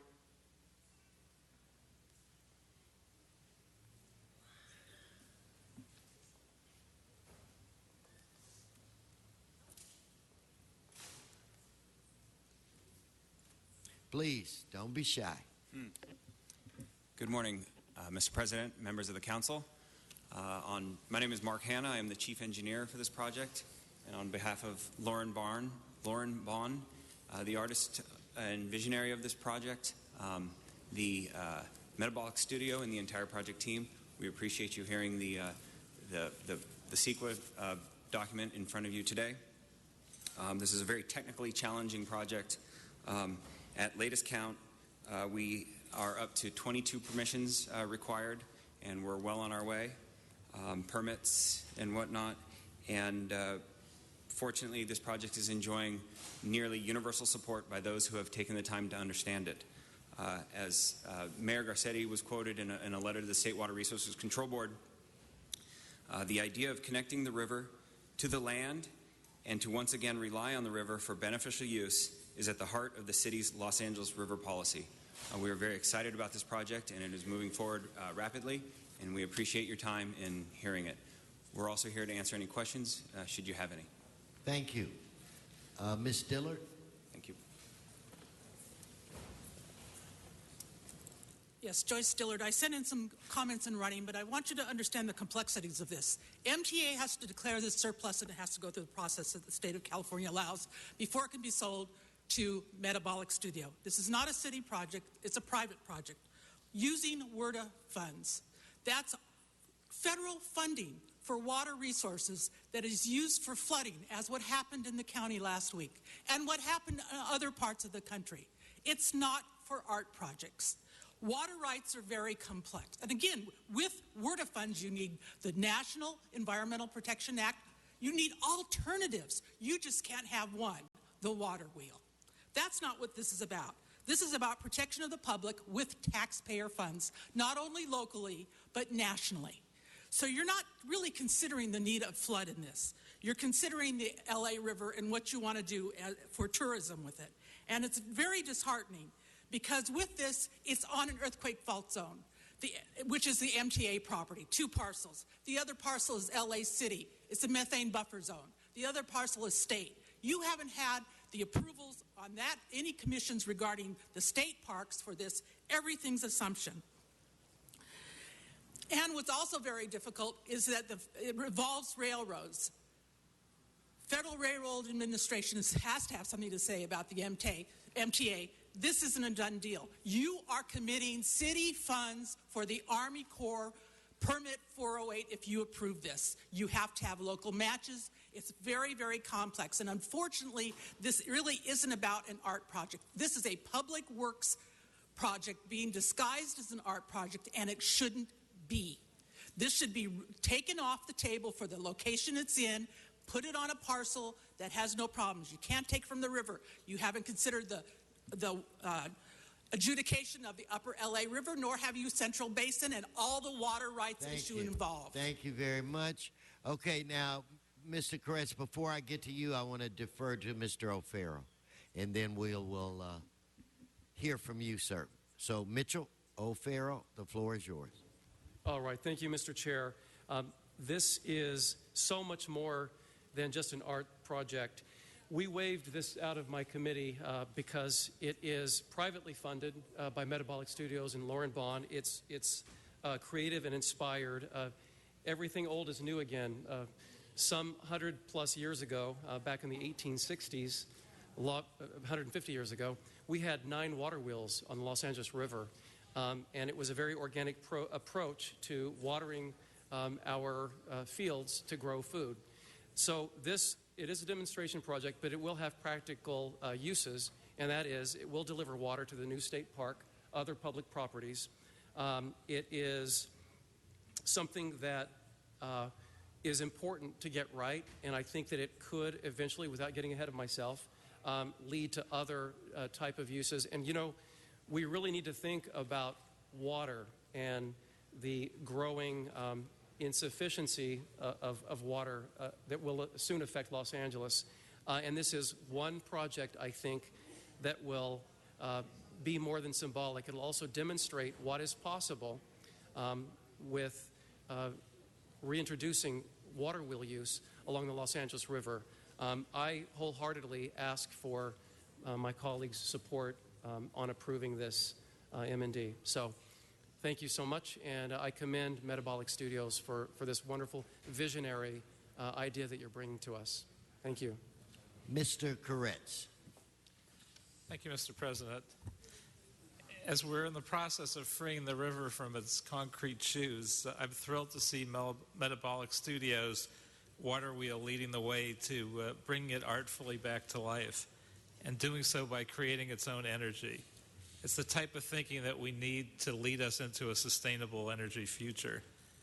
Lauren Bond and Metabolic Studios participate in so many terrific and thoughtful projects around the city, quietly funding tiny but mighty projects like the 100 Mules walking celebration of the LA Aqueduct Centennial, to environmental justice initiatives, to urban gardening, to veterans groups, to the Green Vets Homeboy Industries reusable bag giveaway, and on and on. And especially during our drought, it's important to applaud them for the remarkable work they're doing on water issues, both here and in the Owens Valley.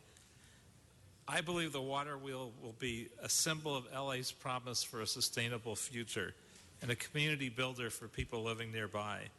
It'll put the water that would simply end up in the ocean to good use here in the city, and even better, it is sure to be a tourist attraction, as was mentioned, and it's hard to see how that added bonus is a negative for the project.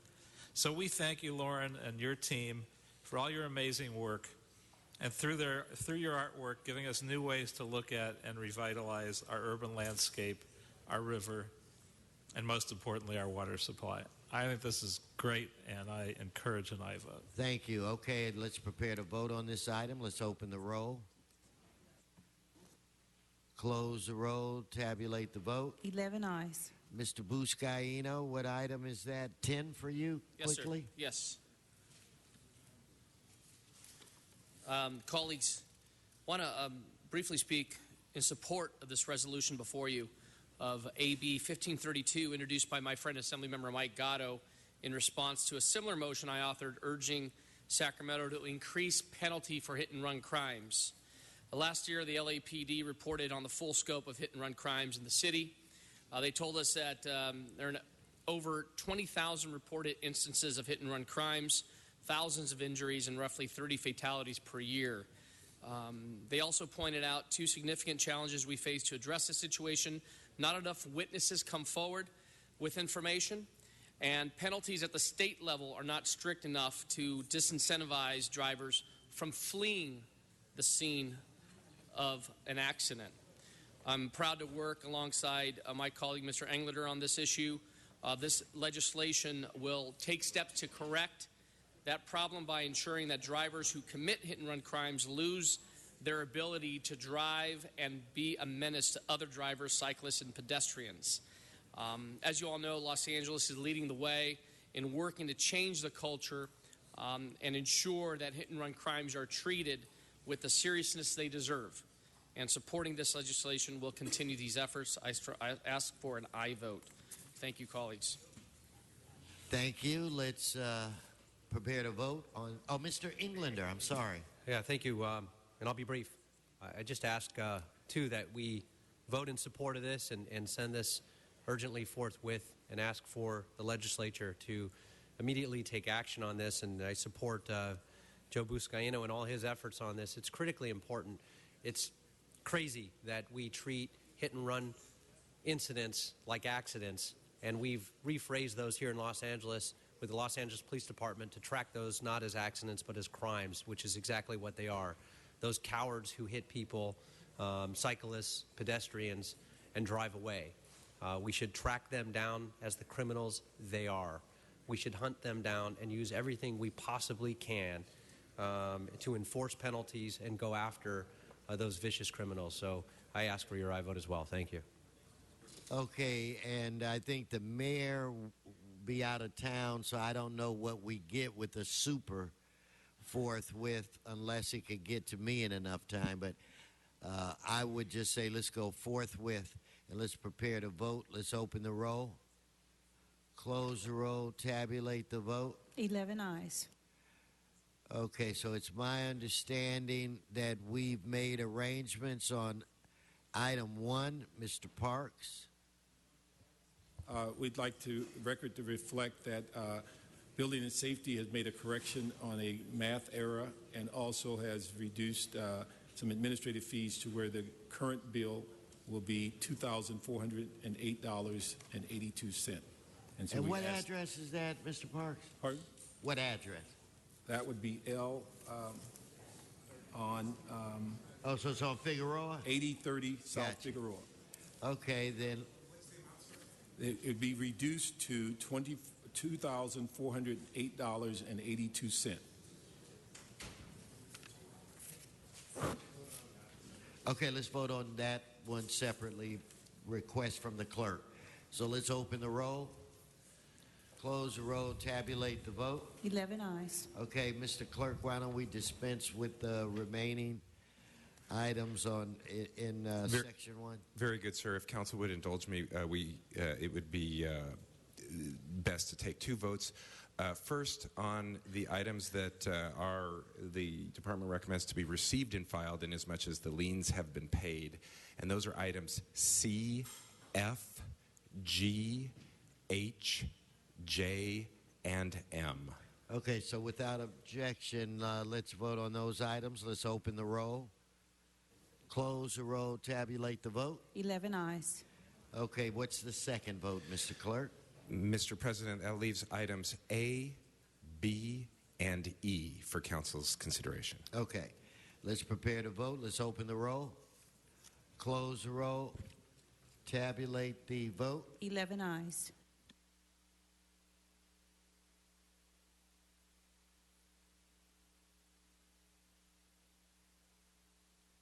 It looks like we still have one of the items on the board. Did we not vote on that? Is it one aye?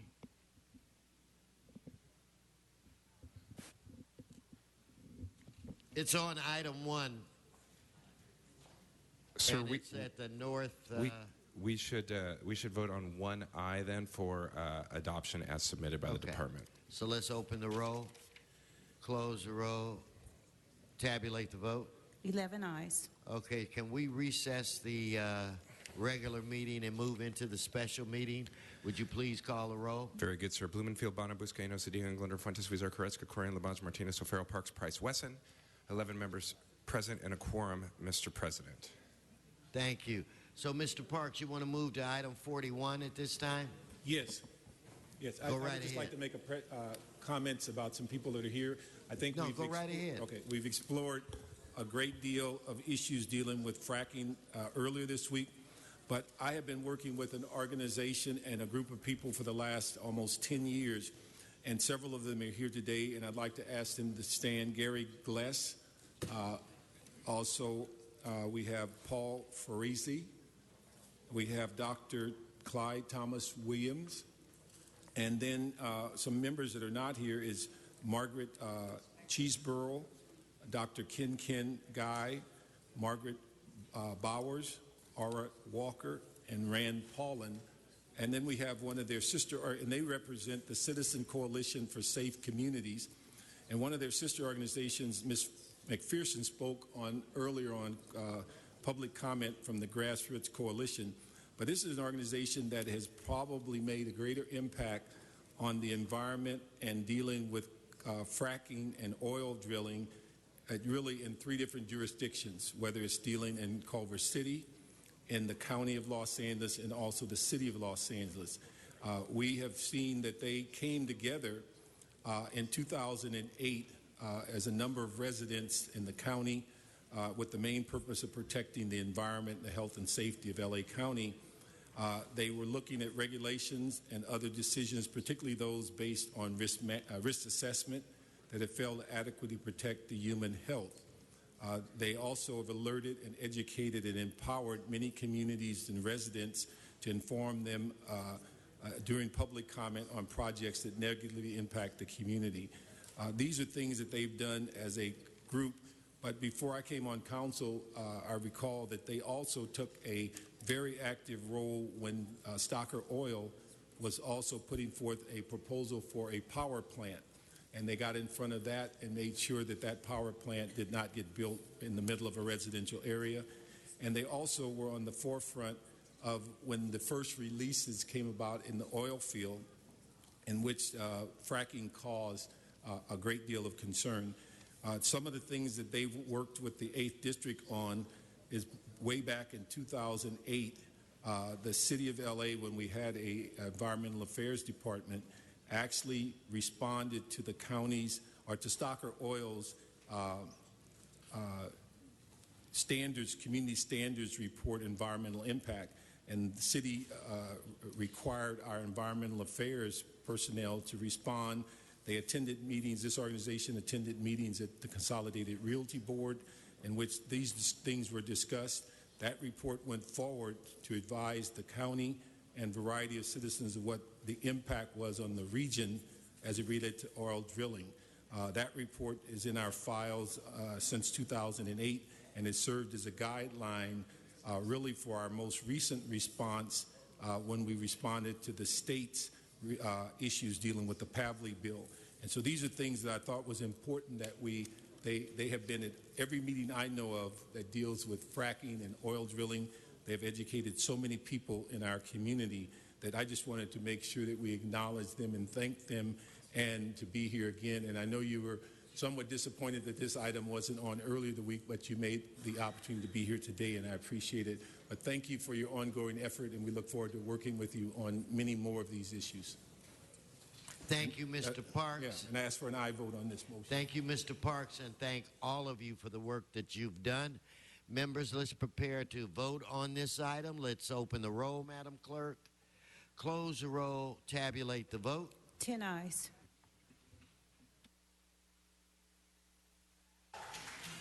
All right, we don't want you disrupting our meeting, but thank you for all your work. Mr. Clerk, I think we want to go to that's what I was getting ready to say, Mr. City Attorney, but thank you. We're going to move to item 42, and I do have a few cards, and we will take those cards up now, starting with Mr. Walsh. and I think is it a Michael Posner and Philip Sugar? Please come forward.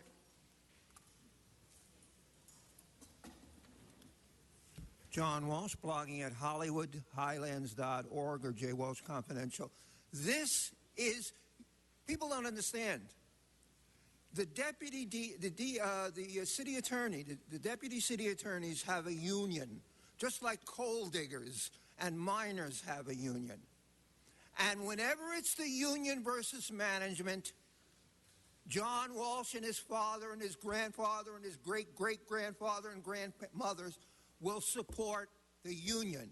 Even when you have a piece of garbage like Dion up here as a deputy city attorney, they are, in fact, being treated very poorly. They are underpaid. Mike Fewer, who is using this city attorney as a stepping stone, I guess the president of the United States eventually, is lying.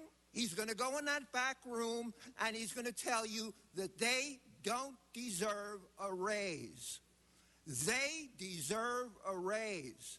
Just like DWP, who does a good job, deserve raises. You're going to go in that back room for about an hour to 2 hours and talk about screwing the deputy city attorneys metaphorically.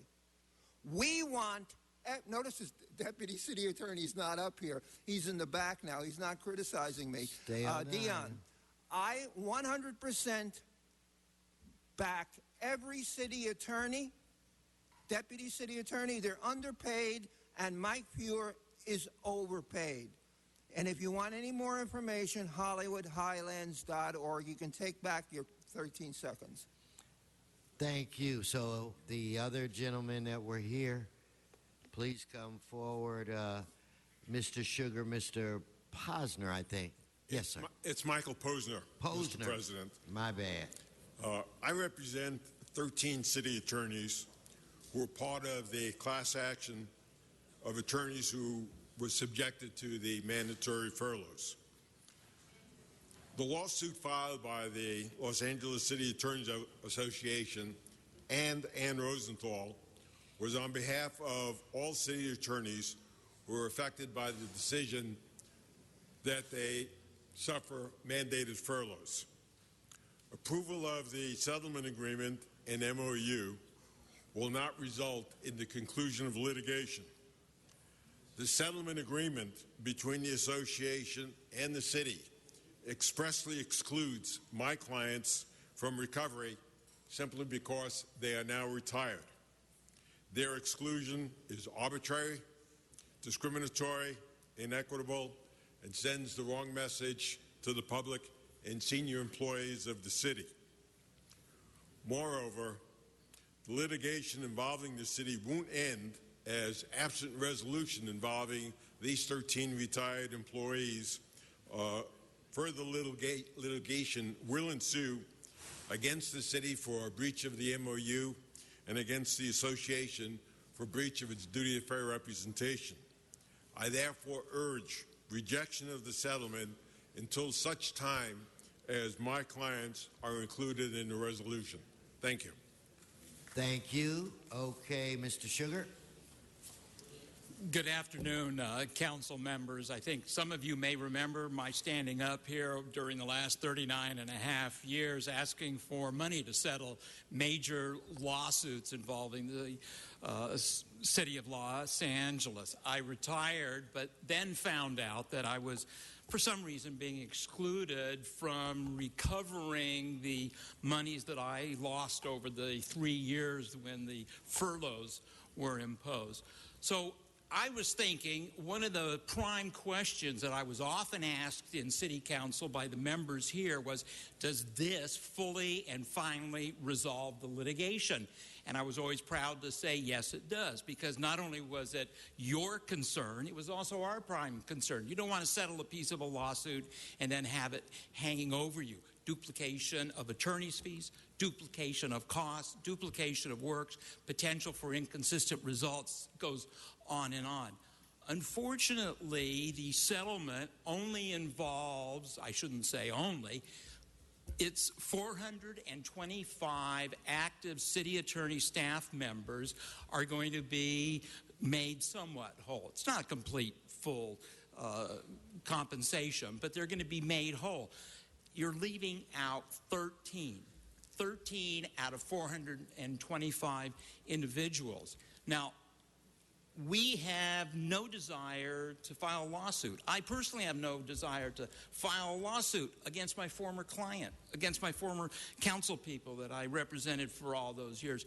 But it kind of leaves us with, like, nowhere to go. What are we supposed to do? Just say, okay, we'll take our lump. So we are simply urging that before this item is passed, that there be an opportunity for our attorney, who represents all of us, to speak with your attorneys, speak with you, and come to a resolution. Thank you very much. Okay, I believe at this time we should clear the chambers. So, sergeants, if you would please help clear the chambers and give me the all clear so that we can begin this conversation. So, unless you have a reason to be here, you should exit the council chambers.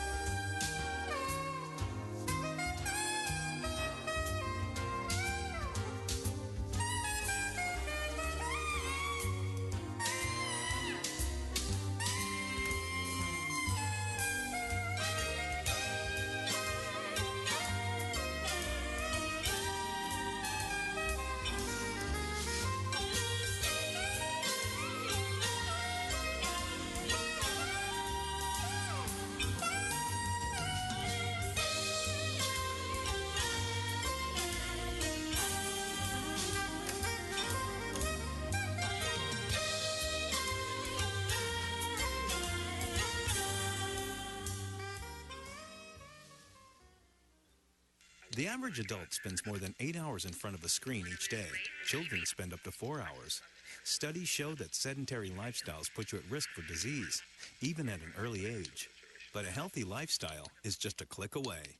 Los Angeles Recreation and Parks provides over 16,000 acres of parkland with parks and lakes, swimming pools, golf courses, skate parks, and dog parks, and more than 180 community recreation centers. A healthy lifestyle is just a click away. laparks.org.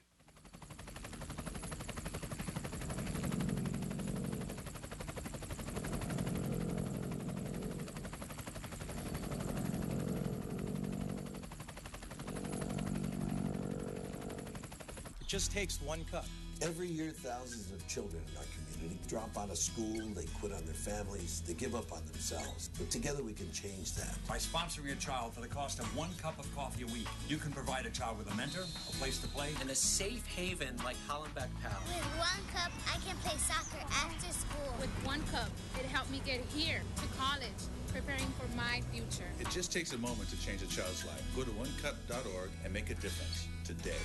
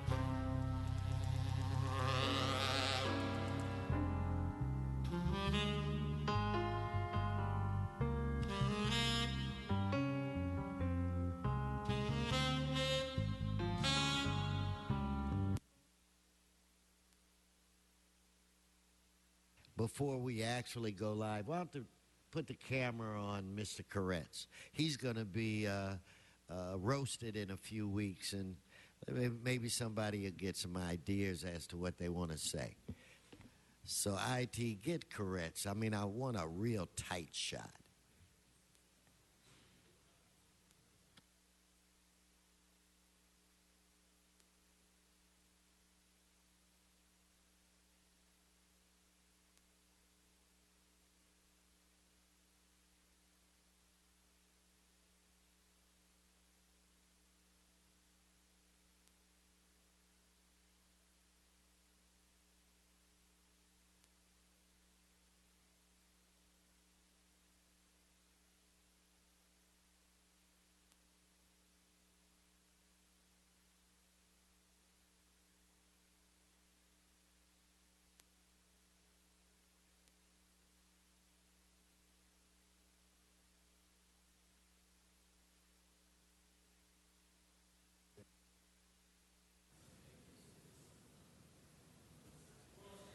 Okay, so Mr. City Clerk, you have an announcement? Mr. President, do you wish to adjourn the special meeting and return to the regular?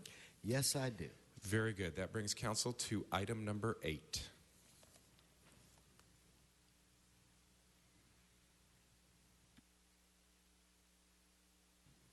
Mr.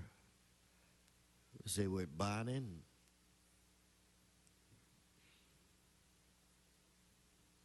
Okay, well now we're back.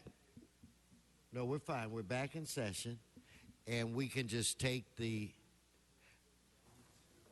If I can get a little silence. And Mr. President, before council for its consideration are the Budget and Finance Committee report, Let's as well do as that. as well as the Personnel and Animal Welfare Committee report, which had submitted without recommendation the recommendations of the CAO. Okay, the personnel report is my understanding we want to receive and file. So let's vote on the other issue. Let's open the roll, close the roll, tabulate the vote. 10 ayes. Okay, now we're voting on. Yes. I was just going to say, so for clarification, the Personnel and Animal Welfare Committee report has been received and filed, and council has adopted the Budget and Finance Committee report recommendations. So can we now adopt item 8? Yes, sir. We had first voted on the Personnel and Animal Welfare Committee report, and now we can vote on the Budget and Finance Committee report, sir. Okay, well, let's vote on that. Let's open the roll, close the roll, tabulate the vote. 10 ayes. And where does that bring us, Mr. Clerk? Mr. President, before moving on, pursuant to Charter Section 1168A, the ordinance will go over to April 8th for a second reading. All righty. So where are we now? Mr. President, that brings council back to general public comment for items not on council's agenda. Okay, so I have Deborah Burton, Fred Romero, Brian Barajas, Adam Ryle. Okay, obviously they're gone, so that concludes general public comment for this day. Announcements, members? Announcements, would everybody please rise? And, pardon me, sir, before doing so, council has motions for posting and referral. They're posted and referred. Very good, sir. Mr. Parks? I'd just like to make one announcement. Yesterday, I think it was, we discussed an issue that dealt with call the question. And I want to clarify, I used the word that it was a rule of the council, and it's not. It's been a practice of the council to not allow a member to speak on their issue and then call the question at the end. So it's a matter of whether that practice continues, because the view in the 10 years I've been here is that it was somewhat unfair to allow someone to speak their issue and be the last speaker and then close debate. So it's a matter of a practice as opposed to a... So I will review that and figure out how we'll proceed. Now, Mr. City Attorney, if you want to say something legal beagle, you can go right ahead. That was my understanding also, that it was a practice of council, but is not written into the rules. All right. Announcements. If everybody could please rise. Everybody in the council chambers. I'm looking to the left side, Mr. Weezar, and the Englander's side. Any adjourning motions? So now I'm looking at Mr. Price. Okay, Mr. O'Farrell. Yes, sir. Thank you, Mr. Chair. It is with great sadness that I rise adjourning today's council for William T. Mitchell, Jr., a good friend to so many, including our friend, photographer Gary Leonard. I think Gary maybe couldn't make it back for this. He wanted to hear it. Born on March 10th, 1960, William T. Mitchell, Jr. of Los Angeles originated from Smith Station, Alabama. William received his BA from Auburn University and his Master of Fine Arts from California State University, Long Beach in 1983. William was an artist, poet, and illustrator, as well as a knowledgeable and accomplished comic book collector. He is survived by his cousins, Mr. and Mrs. David L. Smith and Mrs. Maida Smith Griffin, his aunt, Mrs. Thelma Smith, as well as a legion of close and loving friends, as I said, spread through Northeast Los Angeles. William T. Mitchell, Jr. passed away on Tuesday, February 18th, 2014, and his services will be held on Sunday, March 9th at 4 p.m. At his close friend Todd Lykoff's gallery in downtown Los Angeles. His death was sudden and took everyone by surprise, and he will be sorely missed. Thank you. Any more adjourning motions? Okay, members, we will return on the 18th.